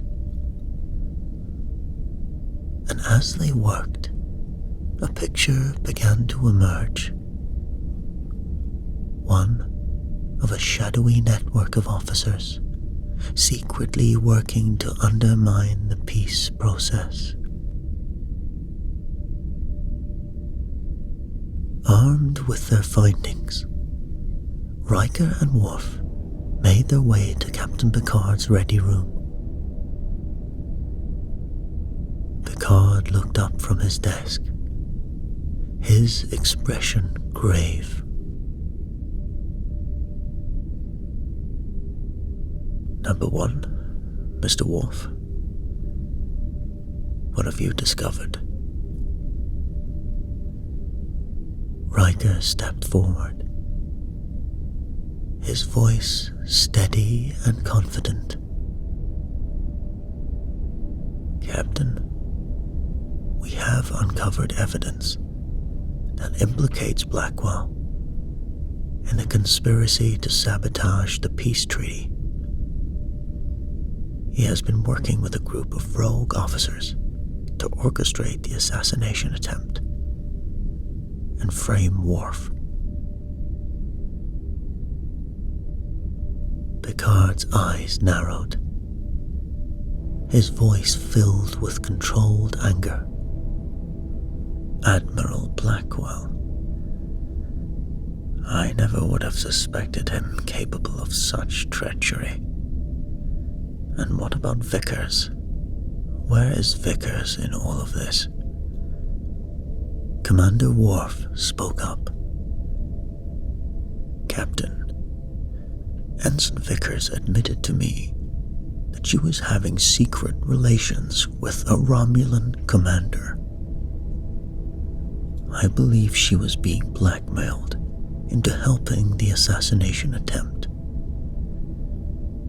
We must act quickly. Blackwell and his co-conspirators must be brought to justice before they can do any more damage to the peace process." Picard nodded, his expression resolute. "Agreed, Mr. Worf. I will contact Starfleet Command immediately and present them with your evidence. In the meantime, I want you and Commander Riker to continue your investigation. We must be prepared for any further attempts to derail the negotiations." As Riker and Worf left the ready room, a sense of purpose and determination filled the air. They knew that the road ahead would be difficult, but with the truth on their side and the crew of the Enterprise behind them, they were ready to face whatever challenges lay ahead. Soon, in the dimly lit ready room, Captain Picard stood face to face with Admiral Blackwell. The tension between them palpable.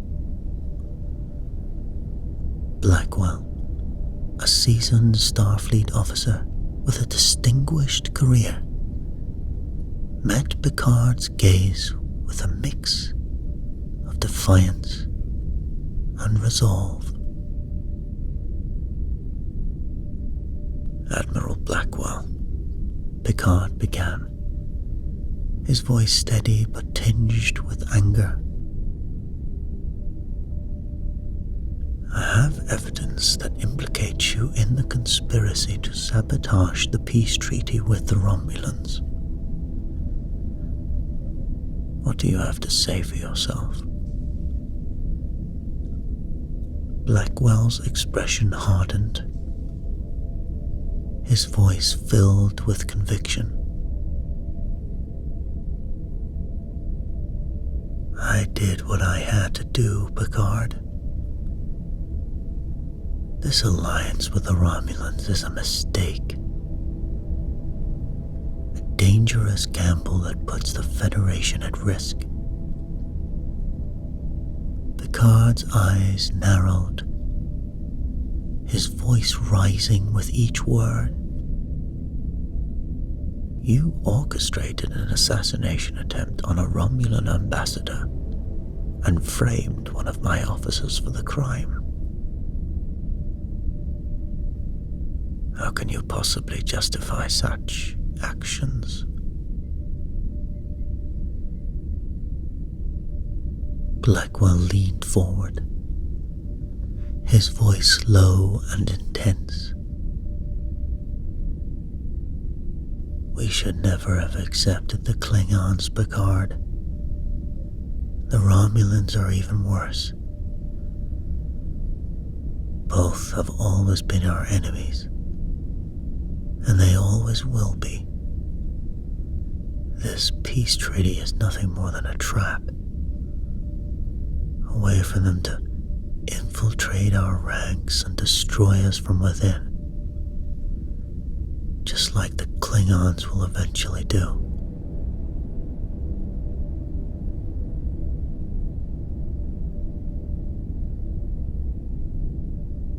Picard shook his head, his voice filled with disappointment. And you are blinded by your prejudices, Admiral. The Romulans have shown a willingness to engage in diplomacy, to put aside our past differences for the sake of a better future. Mr. Worf and the rest of the Klingons are the best officers Starfleet have. Blackwell scoffed, his eyes blazing with anger. You are naive, Picard. The Romulans will never change. They will use this treaty to their advantage. And by the time we realize our mistake, well, it's gonna be too late. As Picard and Blackwell argued, Worf and Riker were in pursuit of the real assassin, a Starfleet officer named Lieutenant Jameson, who had been working with Blackwell to carry out the plot. They had tracked Jameson to a remote section of the ship where he was attempting to silence Ensign Vickers and cover his tracks. Worf burst into the room, his phaser drawn and ready. Step away from Ensign Vickers, Lieutenant Jameson. You are under arrest for attempted murder and conspiracy. Jameson spun around, his own phaser leveled at Worf. I won't let you stop me, Worf. This peace treaty is a sham, and I will do whatever it takes to protect the Federation from the Romulan threat. Worf's grip tightened over his phaser, his voice steady and commanding. Lower your weapon, Lieutenant. It's over. For a tense moment, the two officers stood locked in a standoff, their eyes locked on each other's weapons. Then, with a sudden move, Worf lunged forward, disarming Jameson and pinning him to the ground. As Worf secured the assassin, Picard and his crew were presenting their evidence to the Romulans, exposing the full extent of the conspiracy and clearing Worf's name. Sailor, the Romulan commander, listened intently as Picard laid out the facts, her expression unreadable. "Commander Sailor," Picard said, his voice firm and resolute. "In light of this evidence, I formally request that all charges against Commander Worf be dropped. He is innocent of any wrongdoing." Sailor nodded, her eyes narrowing. "Very well, Captain Picard. We accept your evidence and agree to drop the charges against Commander Worf." Picard took a deep breath, his next words carefully chosen. "As a gesture of goodwill and a sign of our commitment to the peace process, I am prepared to hand over Admiral Blackwell and Lieutenant Jameson to Romulan custody to face justice for their crimes." Sailor's eyebrows raised in surprise, a smile playing at the corners of her mouth. "A bold move, Captain. We accept your offer."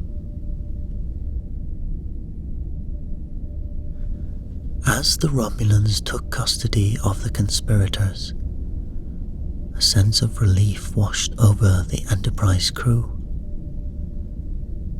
They had exposed the truth, cleared Worf's name, and ensured the peace process would continue, stronger than ever in the face of the challenges they had overcome.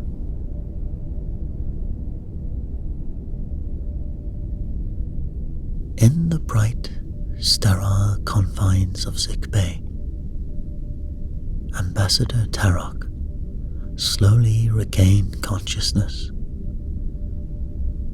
his eyes blinking against the harsh light.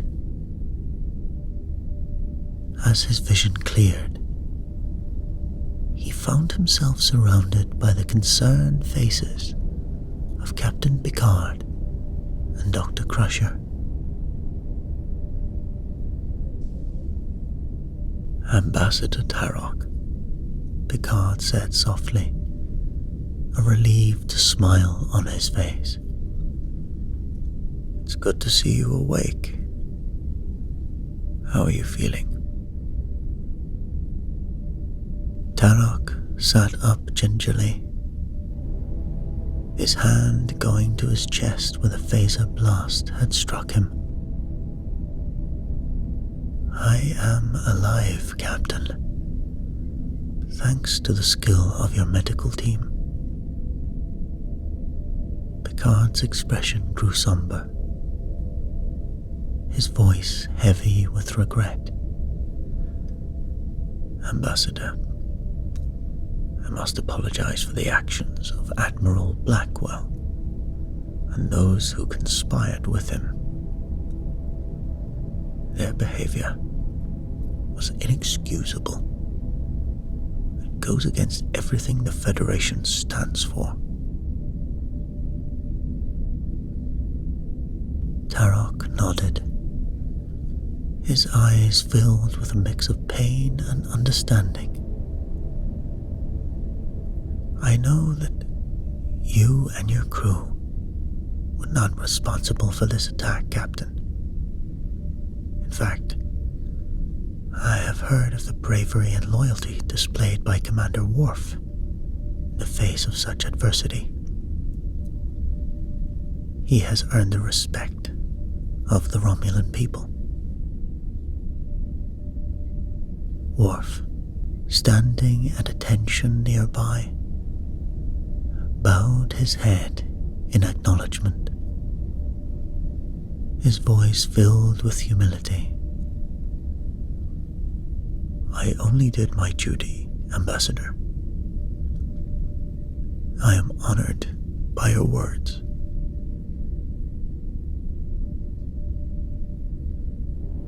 Tarok smiled, his eyes flickering with a hint of sadness. "I still believe in the possibility of peace between our peoples, Captain. But I fear this incident has made the road ahead much more difficult. Trust has been lost, and it will not easily be regained." Picard sighed, his brow furrowed in thought. "I understand, Ambassador. The actions of a few have put our efforts at risk, but we cannot allow them to derail the progress we have made. We must continue to work towards our shared goal, no matter the obstacles in our path." As Tarok and Picard spoke, the weight of the recent events hung heavy in the air. Trust, once so carefully cultivated, now lay in tatters, and the future of the peace negotiations seemed uncertain. In the privacy of his ready room, Picard sat at his desk, his mind racing with thoughts of the challenges that lay ahead.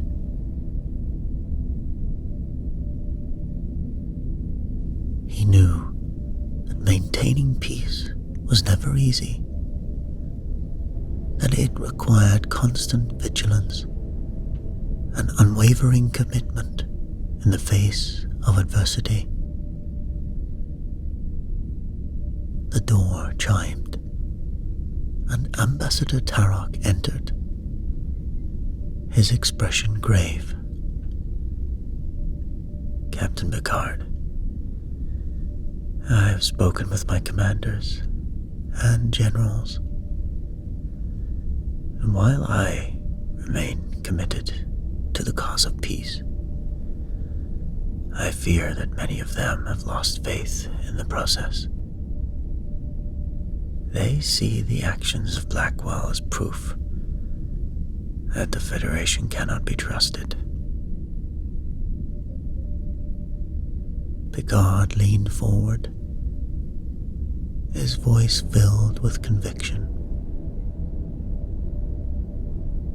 "Ambassador, I assure you that Blackwell's actions do not reflect the values or intentions of the Federation as a whole.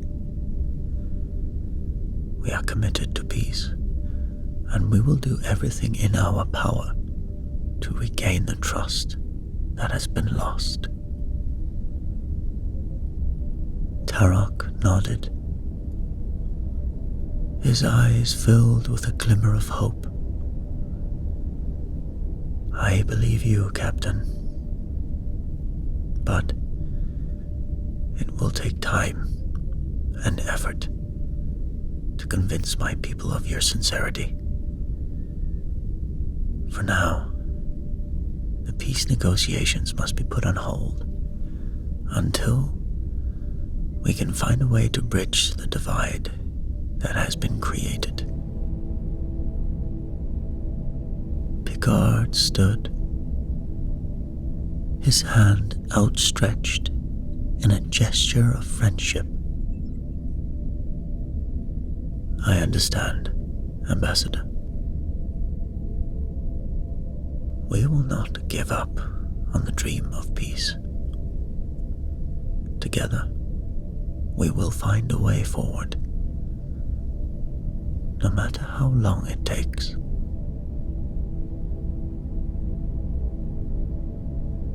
As Tarok left the ready room, Picard stood at the window, gazing out at the stars that stretched endlessly before him. He knew the road ahead would be difficult, that there would be setbacks and challenges at every turn. But he also knew that the crew of the Enterprise would never waver in their commitment to the ideals of the Federation, to the cause of peace and understanding between all peoples.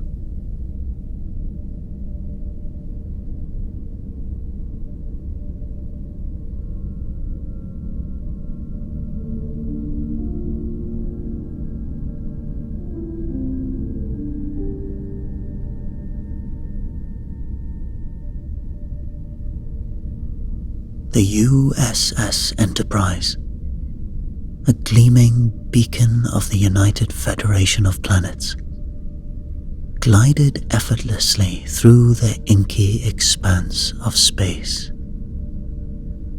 On the bridge, the crew worked in perfect harmony, their movements precise and purposeful, as they monitored the ship's systems and scanned the surrounding void for any signs of anomalous activity. Captain Jean-Luc Picard sat in his command chair, his keen eyes fixed upon the view screen. The screen displayed a peculiar sight, a shimmering, iridescent anomaly that seemed to phase in and out of existence, like a mirage in the depths of space.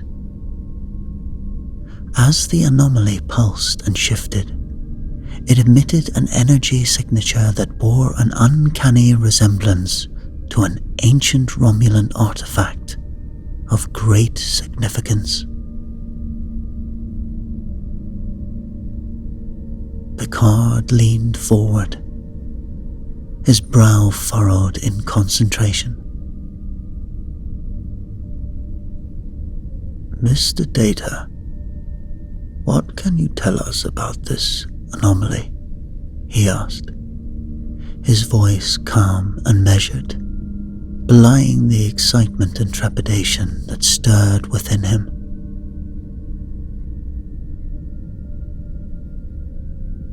The android officer turned from his console, his golden eyes alight with curiosity. "The anomaly appears to be a localized distortion in the fabric of space-time, Captain," he reported, his fingers dancing across the console with speed and precision. "Its energy signature is remarkably similar to that of the ancient Romulan artifact we have been studying, the one believed to possess reality-altering capabilities."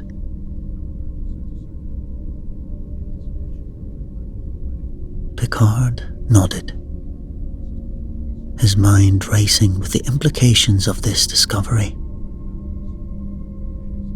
The artifact in question had long been a source of fascination and concern for both the Federation and the Romulan Empire, with each side vying to uncover its secrets and harness its power. "We must proceed with caution," Picard declared, his gaze sweeping across the bridge. "If this anomaly is indeed connected to the artifact, we may be dealing with forces beyond our understanding." As the crew set to work, their focus unwavering, Picard couldn't shake the feeling that they were on the cusp of something momentous. a discovery that could reshape the very fabric of reality itself. And then, suddenly, without warning, the anomaly surged forward, engulfing the Enterprise in a blinding flash of light. Consoles sparked, and crew members shielded their eyes as the ship shuddered and lurched, caught in the grip of an inexorable force.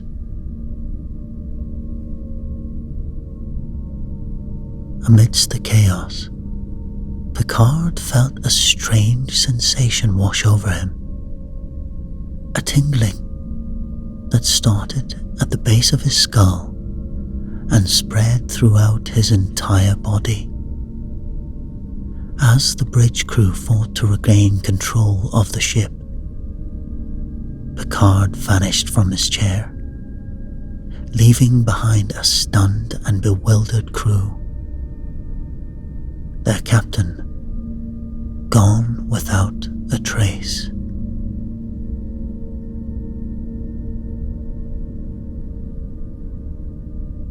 In the eerie silence that followed Picard's disappearance, the bridge crew fought to maintain their composure, even as fear and confusion threatened to overwhelm them.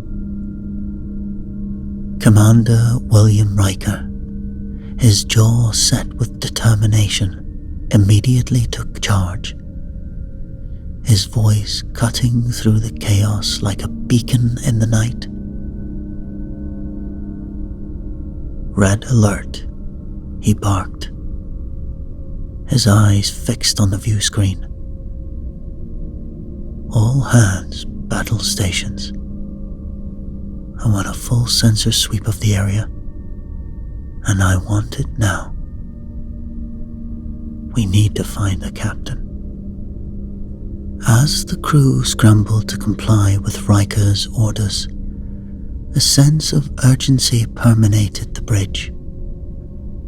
They knew that every second counted, that the fate of their captain and the very ship itself hung in the balance.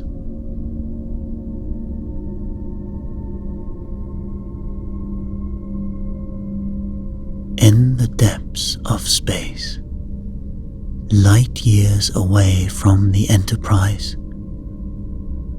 Jean-Luc Picard awoke with a start, his heart pounding in his chest. He found himself in a dimly lit room. The air hung heavy with the scent of dust and ancient secrets. As his eyes adjusted to the gloom, he realized that he was surrounded by artifacts and relics of a long-dead civilization, their surfaces covered in intricate carvings and glyphs. Picard struggled to his feet, his mind reeling with confusion and disbelief.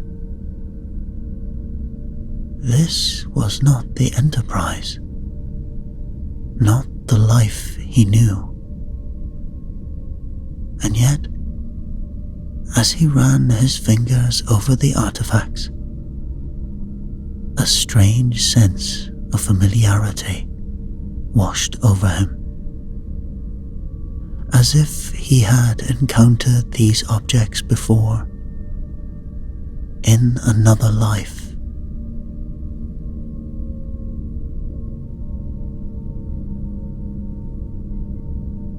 As he explored this room, Picard's attention was drawn to a large, ornate door, its surface covered in the same intricate carvings as the artifacts. And with a sense of trepidation, he pushed open the door, revealing a room beyond anything he had ever imagined.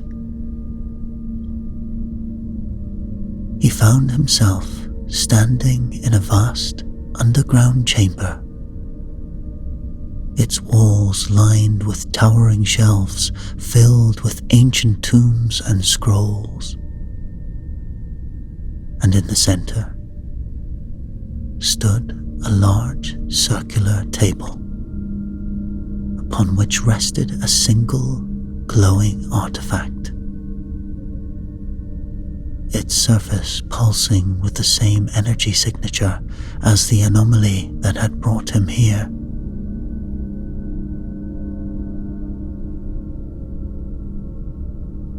As Picard approached the table, his heart racing with a mixture of fear and excitement, he heard a voice call out from behind him. A voice that was at once familiar and strange. "Jean-Luc, there you are," the voice said, warm and melodic. "I was beginning to worry." Picard turned to see a woman standing in the doorway, her long dark hair cascading over her shoulders, her green eyes sparkling with intelligence and curiosity. She wore a simple yet elegant robe, its fabric shimmering in the soft light of the chamber.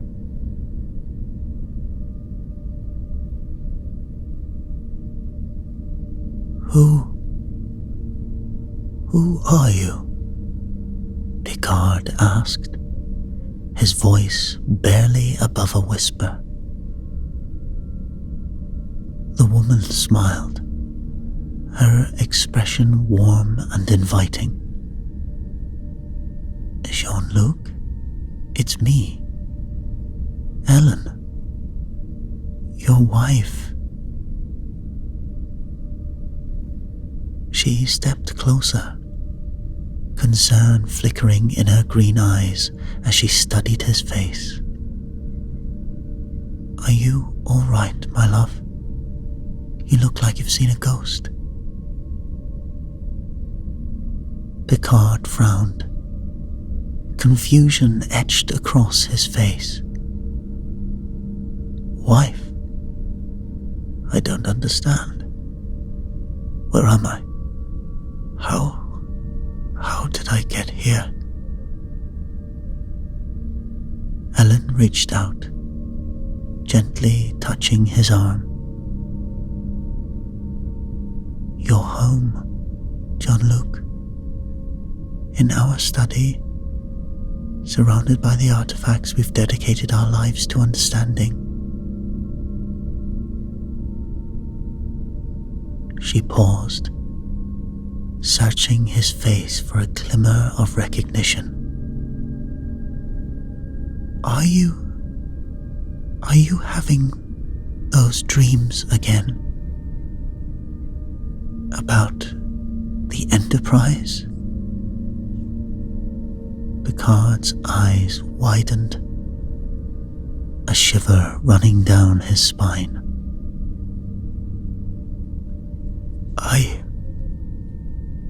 I don't know what's real anymore," he confessed, his voice trembling.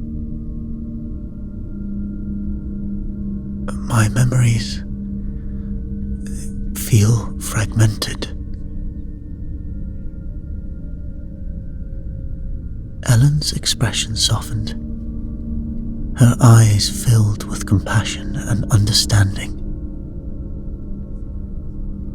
"I know these dreams have been troubling you, Jean-Luc, but you're here with me. This is your reality." She gestured towards the glowing artifact on the table. "And this, my love, is the key to unlocking the secrets of the ancient civilization we've been studying for so long. the answers we've been searching for.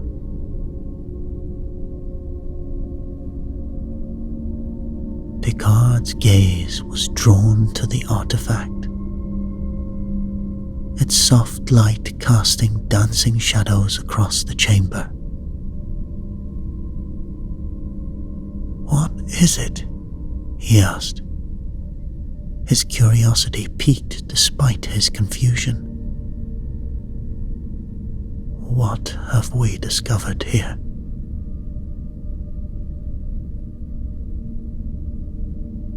A smile played at the corners of Ellen's mouth, her eyes sparkling with excitement.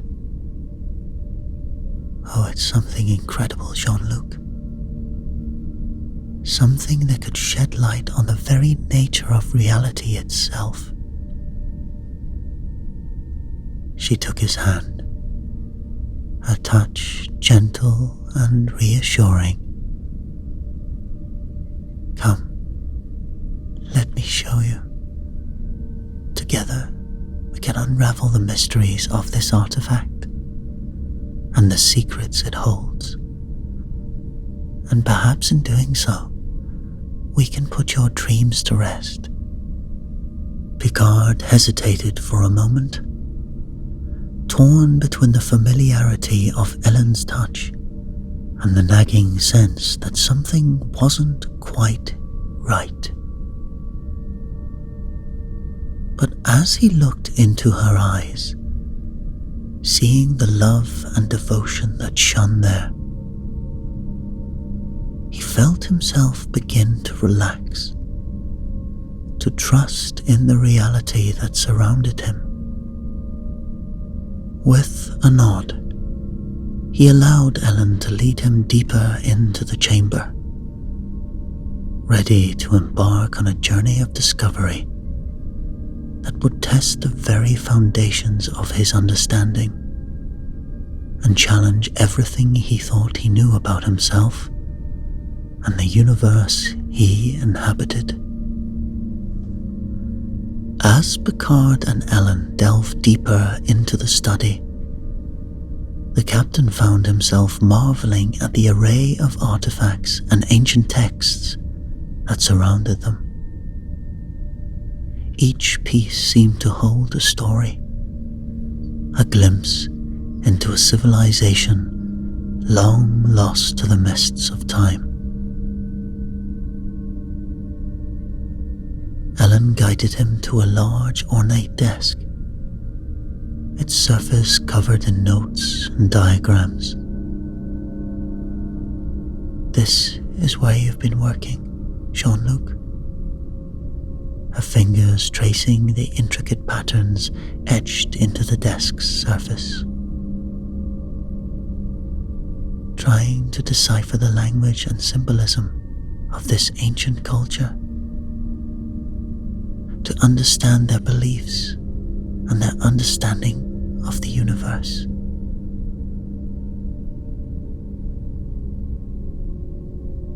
Picard leaned in closer, his eyes scanning the notes and drawings.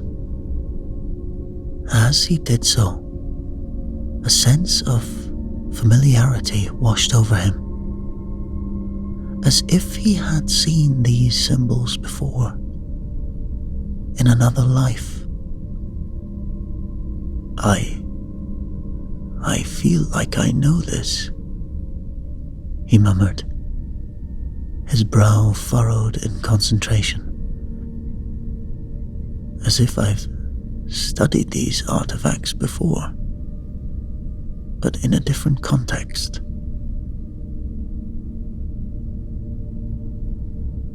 Ellen smiled, her expression warm and encouraging.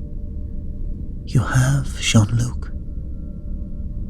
We've been working on this project for years, poring over every detail, every clue, and now, with the latest discovery, we may finally have the key to unlocking the greatest secrets of this civilization." She picked up a small, intricately carved device from the desk its surface glowing with the same soft light as the larger artifact in the center of the room. This device was found with the main artifact, she explained, turning it over in her hands. We believe it may be some sort of control mechanism, a way to interface with the larger artifact and access its true potential.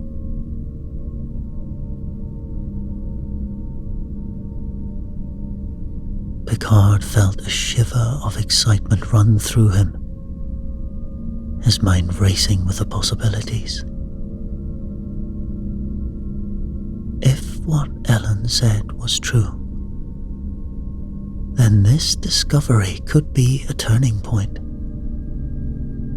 a chance to uncover knowledge and technology that had been lost for centuries.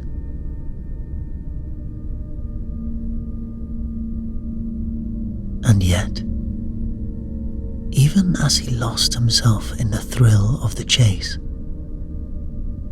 Picard couldn't shake the nagging sense of unease that lurked at the edges of his consciousness. Visions of the Enterprise, of his life as a starship captain, still felt so real, so vivid. Could it be that they were more than just visions or dreams? Could they be memories of another life? Another reality?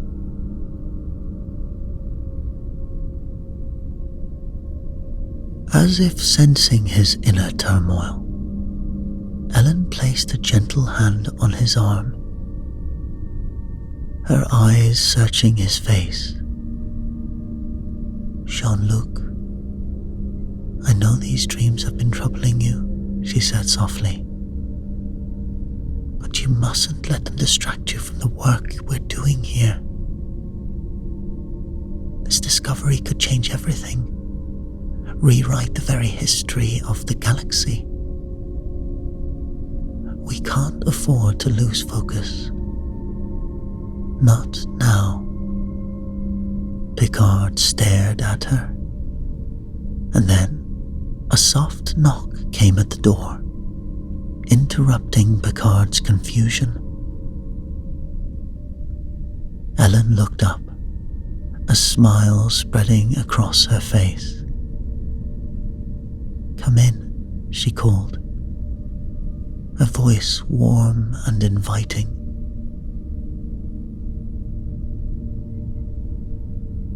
The door opened, and a young boy, no more than 10 years old, bounded into the room, his eyes alight with excitement. Father, he exclaimed, rushing towards Picard and throwing his arms around him in a tight embrace. For a moment, Picard froze, his mind struggling to reconcile the sudden rush of emotion that washed over him. But as he looked down at the boy's face, taking in the brown hair and bright, inquisitive eyes that seemed so familiar, a flood of memories came rushing back. Renee, he whispered, his voice thick with emotion. My son. Renee grinned up at him, his face filled with adoration and love. Father, you won't believe what I found today, he said, his words tumbling out in an excited rush. A fossil buried in the cliff face near the ruins. It looks like it might be from the same area as the artifacts you and Mother are studying.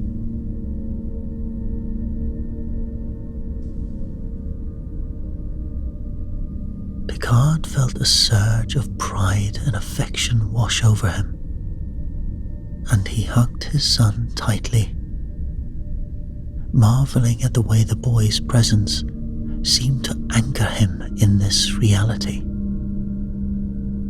making it feel more solid and tangible than ever before.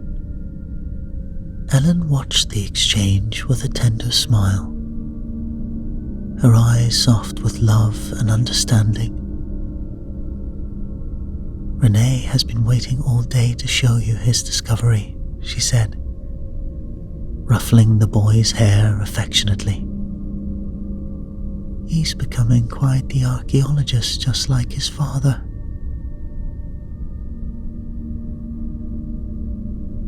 "I'm so proud of you, Renee," Picard said, looking down at his son with fierce love and protectiveness. "Why don't you show me this fossil of yours, and we can study it together?"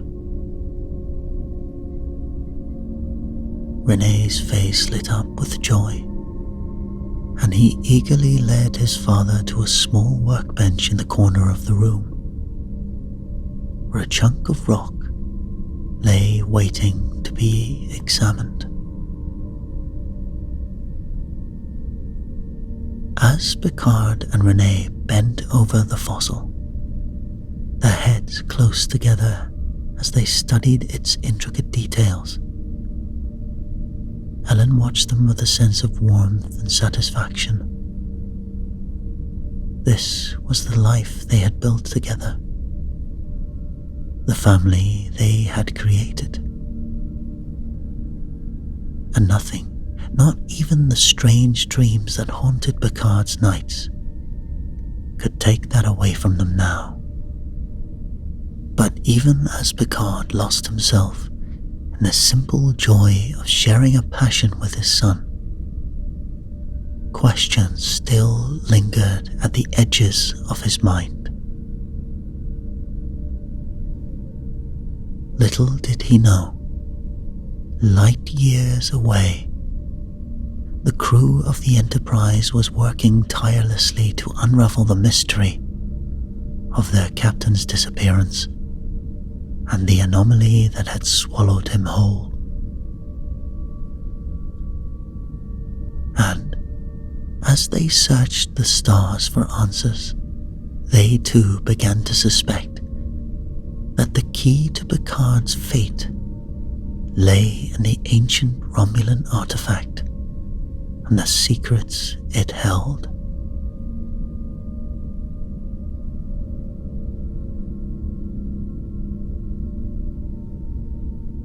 As the days turned into weeks, Picard found himself settling into the rhythm of his new life, his mind and heart increasingly torn between the world he had known and the one he now inhabited. The work he and Ellen were doing consumed him. The mysteries of the ancient Romulan artifact, drawing him deeper and deeper into a web of secrets and possibilities. But even as he lost himself in the thrill of discovery, Picard couldn't shake the dreams that haunted his visions. Visions of the Enterprise, the crew he'd left behind. In his waking hours, he would find himself reaching for a comm badge that wasn't there, or turning to give orders to officers who existed only in his memories. Ellen noticed the change in him, the distant look in his eyes, and the way he would sometimes pause in the middle of a conversation, as if listening to a voice only he could hear. She tried to draw him out, to get him to talk about the dreams that troubled him. But Picard found himself reluctant to share the details, fearing that to do so would only give them power, to make them more real than the life he was living.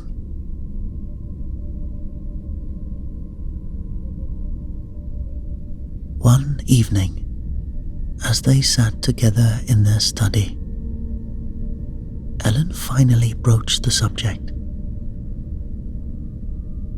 "Jean-Luc," she said softly, her hand resting gently on his arm.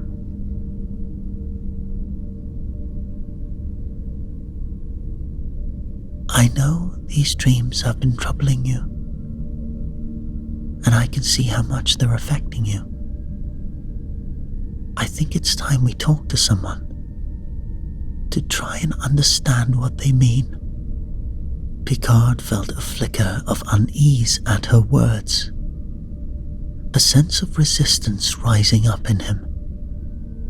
"I don't know, Ellen," he said, his voice hesitant. "They're just dreams, after all. They don't mean anything." But even as he said the words, he knew they weren't true. The visions were too real, too vivid to be mere figments of his imagination.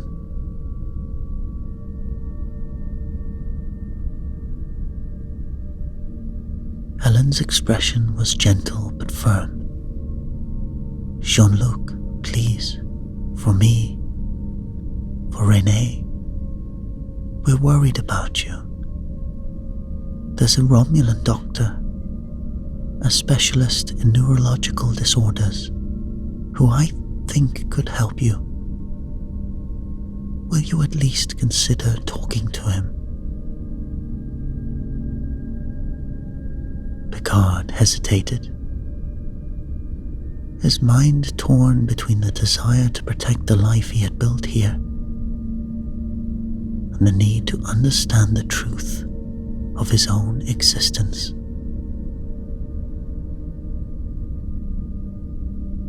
In the end, it was the love he saw in his wife's eyes, the concern and devotion that radiated from her very being, that made the decision for him. "All right," he said, his voice heavy with resignation. "I'll talk to this Romulan doctor, but I can't promise anything." Ellen nodded, relief washing over her face. "Thank you, Jean-Luc. That's all I ask."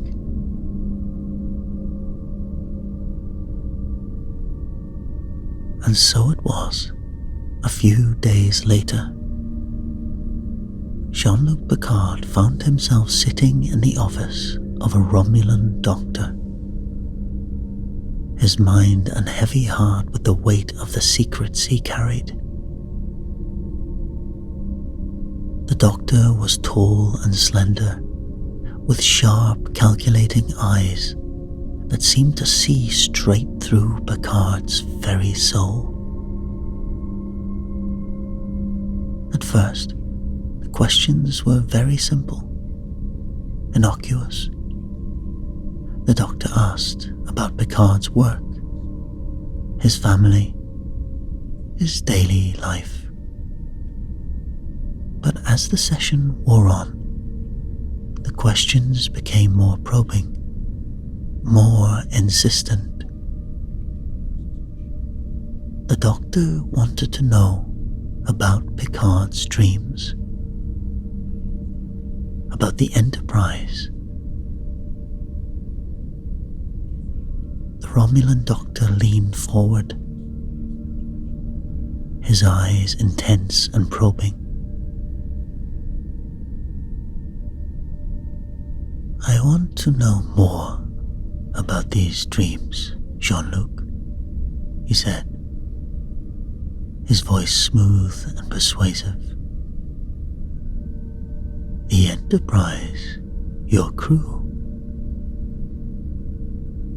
What do you remember about them?"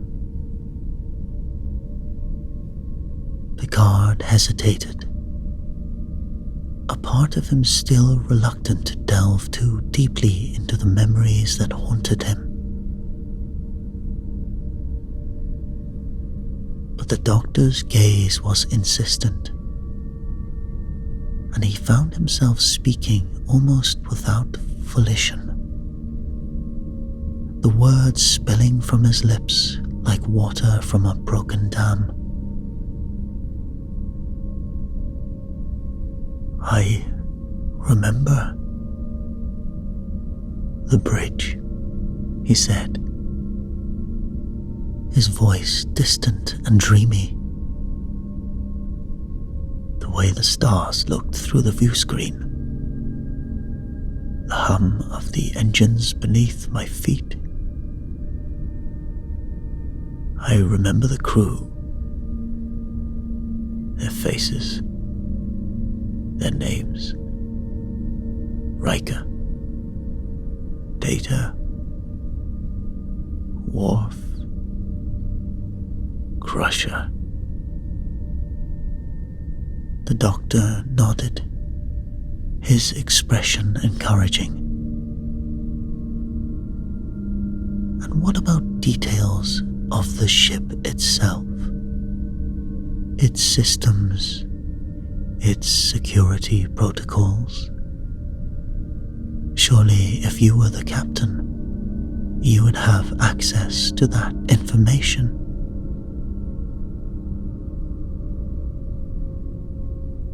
Picard frowned, a flicker of unease passing through him. But the doctor's words made sense, and he found himself nodding slowly.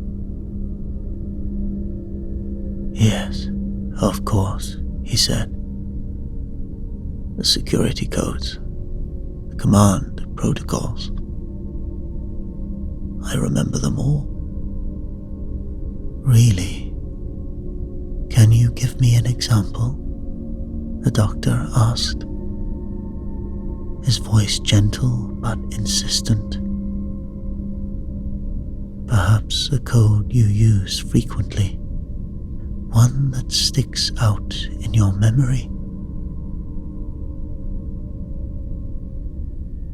Picard paused, his mind searching for the information, and then, without quite knowing why, he heard himself speaking, the words flowing from his lips as if of their own accord. "Security code for the Enterprise computer core," he said, his voice barely above a whisper.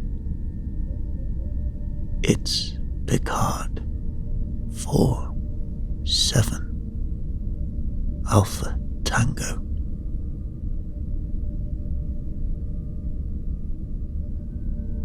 The doctor nodded, his expression satisfied.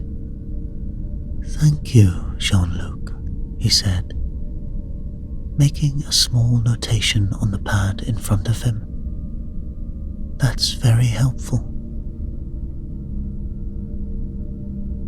But even as the doctor spoke, Picard felt a sudden, sharp sense of unease wash over him.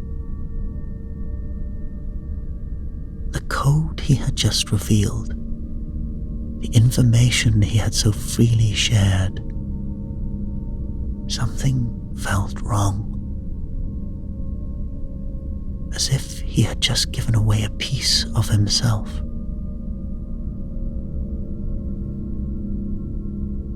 He shifted in his seat, a sudden need to escape the confines of this doctor's office washing over him.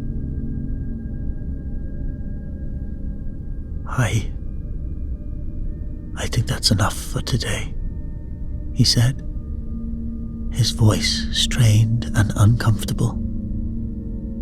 "I should be getting back to Ellen, to Renee."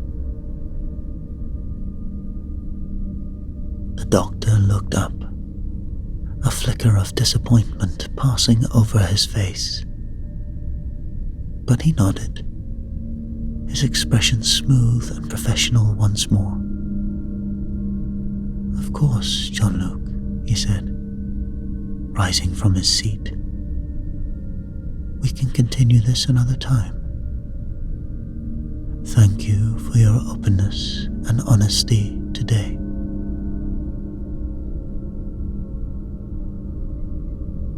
Picard nodded, barely registering the doctor's words as he stumbled towards the door, his heart pounding in his chest. He needed to get out of there, to clear his mind and try to make sense of the strange, unsettling feeling that had taken root in the pit of his stomach. As he stepped out into the warm, fragrant air of the planet, Picard took a deep, shuddering breath, trying to calm the racing of his heart. He wasn't sure what had just happened in that office, what secrets he had just revealed. But one thing he knew for certain: he would not be going back to that doctor. He would not be sharing any more of his innermost thoughts and memories. For somehow, in a way he couldn't quite explain, he knew that to do so would to risk everything he held dear, to put the very fabric of his reality at risk. Light years away, on the bridge of the Enterprise, the crew worked tirelessly to unravel the mystery of their captain's disappearance. Data and Geordi pored over sensor logs and spatial anomaly readings, searching for any clue that might lead them to Picard's whereabouts. Riker paced the bridge, his face lined with worry and frustration. He had taken command in Picard's absence, but the weight of that responsibility sat heavily on his shoulders, and he couldn't shake the feeling that time was running out. But then, suddenly, the ship's comm system crackled to life, and an urgent message from Starfleet Command filled the bridge. "Enterprise, this is your Admiral. We have a situation that requires your immediate attention. Go ahead, Admiral," said Riker, his voice tight with tension. "We've just received word that a Romulan warbird has crossed into Federation space," the Admiral said, his voice grave. "They've attacked a Federation outpost and are demanding access to our computer systems. And the security code they're using, it's one of ours." Riker felt a chill run down his spine, a sense of dread settling in the pit of his stomach. "What code, Admiral?" he asked, almost afraid to hear the answer. "Picard 47 Alpha Tango," the Admiral said, his voice heavy with significance. "Captain Picard's personal security code."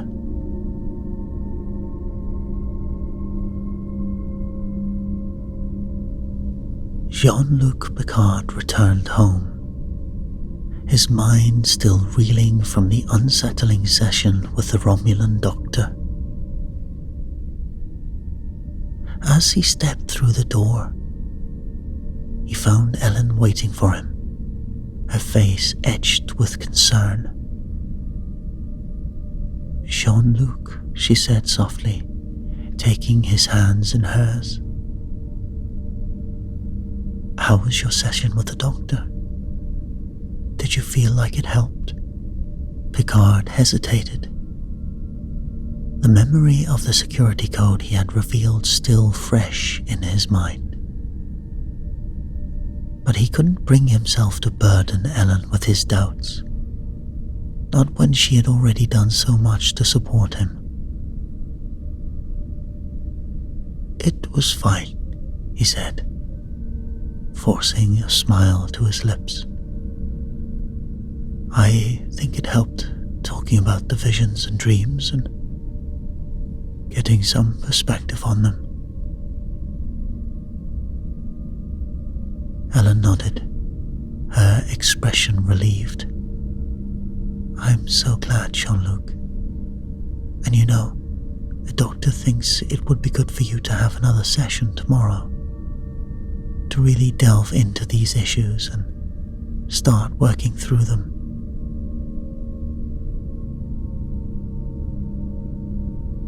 Picard felt a flicker of unease at the thought of facing the doctor again. But he knew he couldn't refuse without raising suspicion. "Of course," he said, his voice carefully neutral. "I'll make sure to be there." As Ellen left to prepare dinner, Picard found himself drawn back to the artifact, its surface glowing with a soft, pulsing light. As he ran his fingers over the intricate carvings, he noticed something he hadn't seen before. A series of small symbols etched into the artifact's base.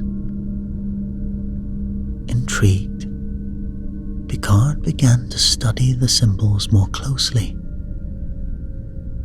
They seemed to shift and change before his very eyes, forming patterns and sequences that he couldn't quite grasp.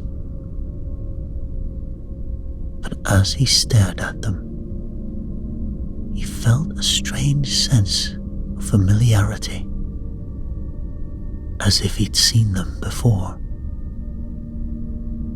Suddenly, a memory flashed through his mind. A briefing on the Enterprise, discussing an ancient Romulan code used for secret communications. The symbols on the artifact bore a striking resemblance to that code. Picard's heart began to race as he studied the symbols. They seemed to be forming a message, a series of words and phrases that slowly took shape in his mind. Simulation. Trap. This is the Enterprise. Find a way out. Just as the realization of this reality began to dawn on him, Picard heard the sound of footsteps behind him. He turned to see his son bounding into the room, a wide grin on his face. "Father," Renee exclaimed, running up to Picard and wrapping his arms around him in a tight hug. "I wanted to show you the new fossil I found by the river today." Picard Picard felt a lump form in his throat as he looked down at his son's eager, innocent face. The love and warmth he felt for Renee was overwhelming, and for a moment he almost forgot about the artifact and the cryptic message it contained. And as he hugged Renee back, the nagging sense of wrongness returned, stronger than ever. The realization that this life, this love, might be nothing more than a simulation was like a physical pain in his chest. He knew now. The Romulans had trapped him in a simulation, a false reality designed to extract information from his mind.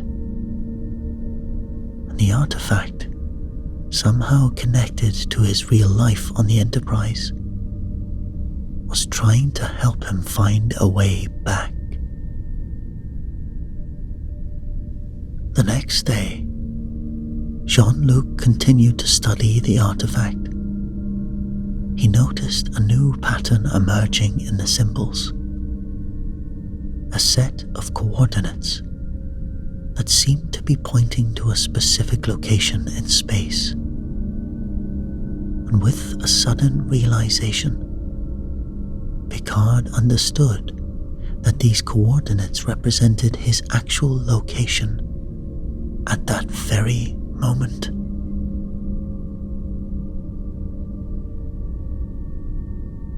Armed with this knowledge, Picard prepared for his next session with the Romulan doctor, carefully crafting a plan to relay the information to his crew without arousing suspicion. He knew that he would have to be careful, as one wrong move could alert the Romulans to his intention and jeopardize his chances of escape.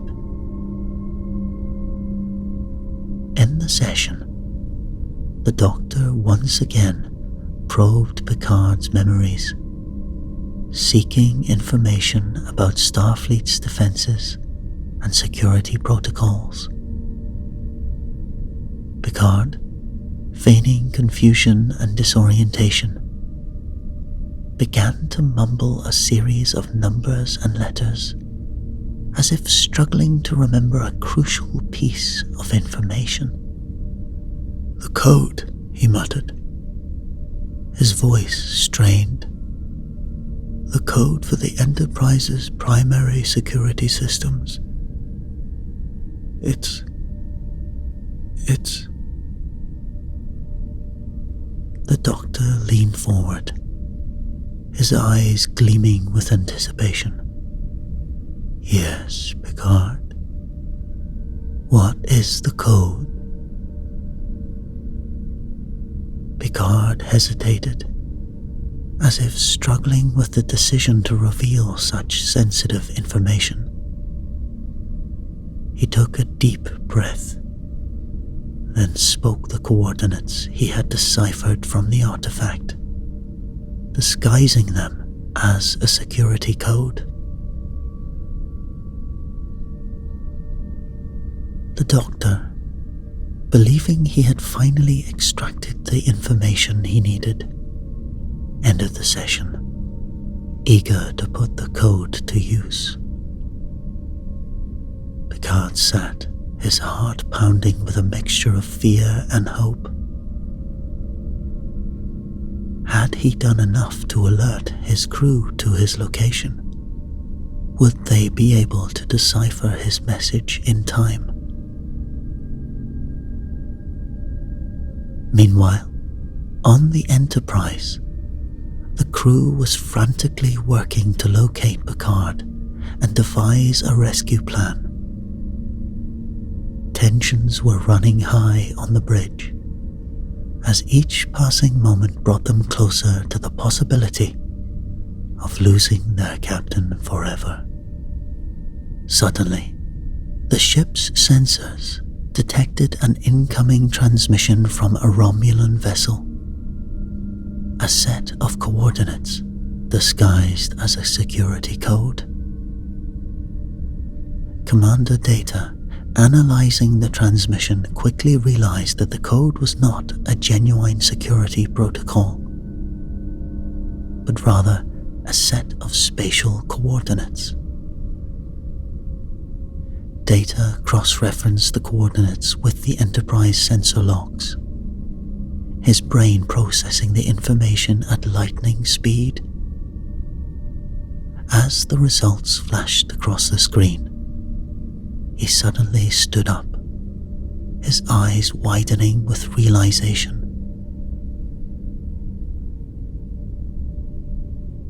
"Commander Riker," Data said, his voice urgent. "I believe these coordinates represent Captain Picard's location. He must have found a way to send us this message." Riker leaned forward in his chair, his brow furrowed with concentration. "Are you certain it's not a trap, Data?" "Positive, sir," Data replied. "The coordinates match the location of a known cloaked Romulan ship that has been detected in the area." Riker nodded, his jaw set with determination. "Ensign Crusher, set a course for those coordinates. Maximum warp."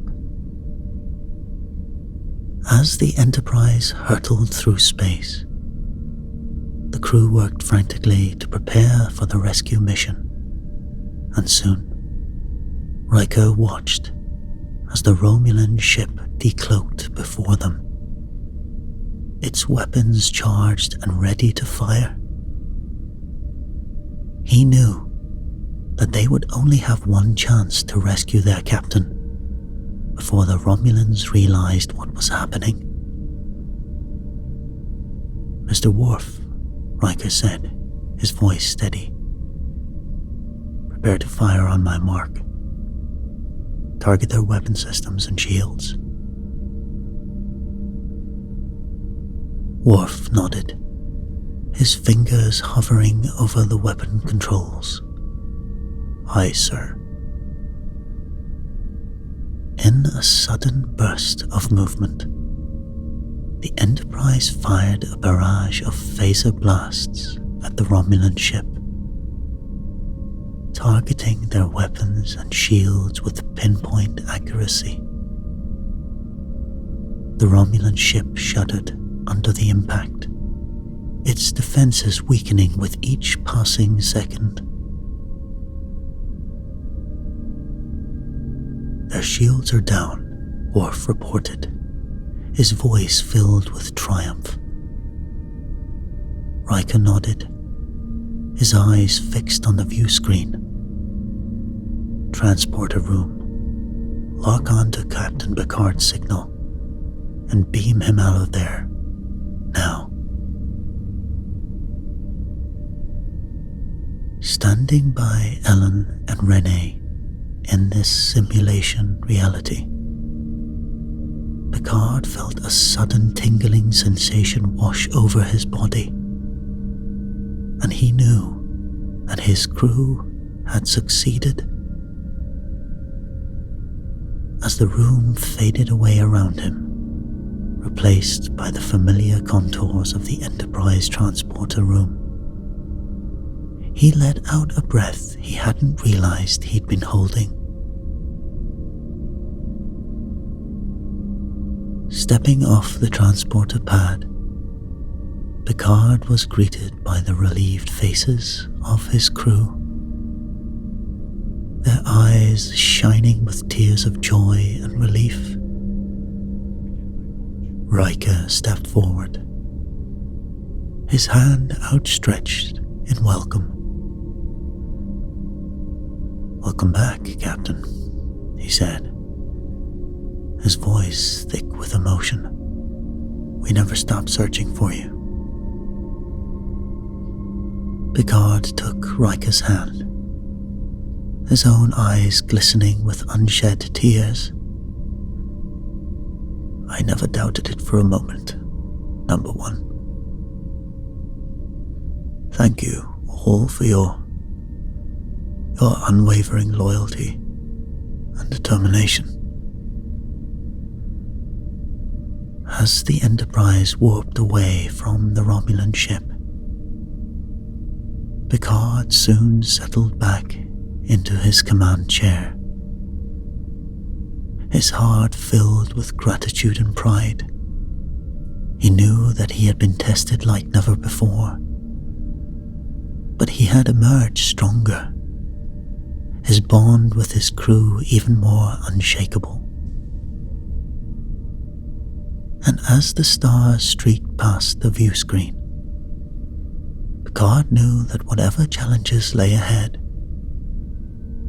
he would face them with the same courage and unwavering spirit that had seen him through this ordeal.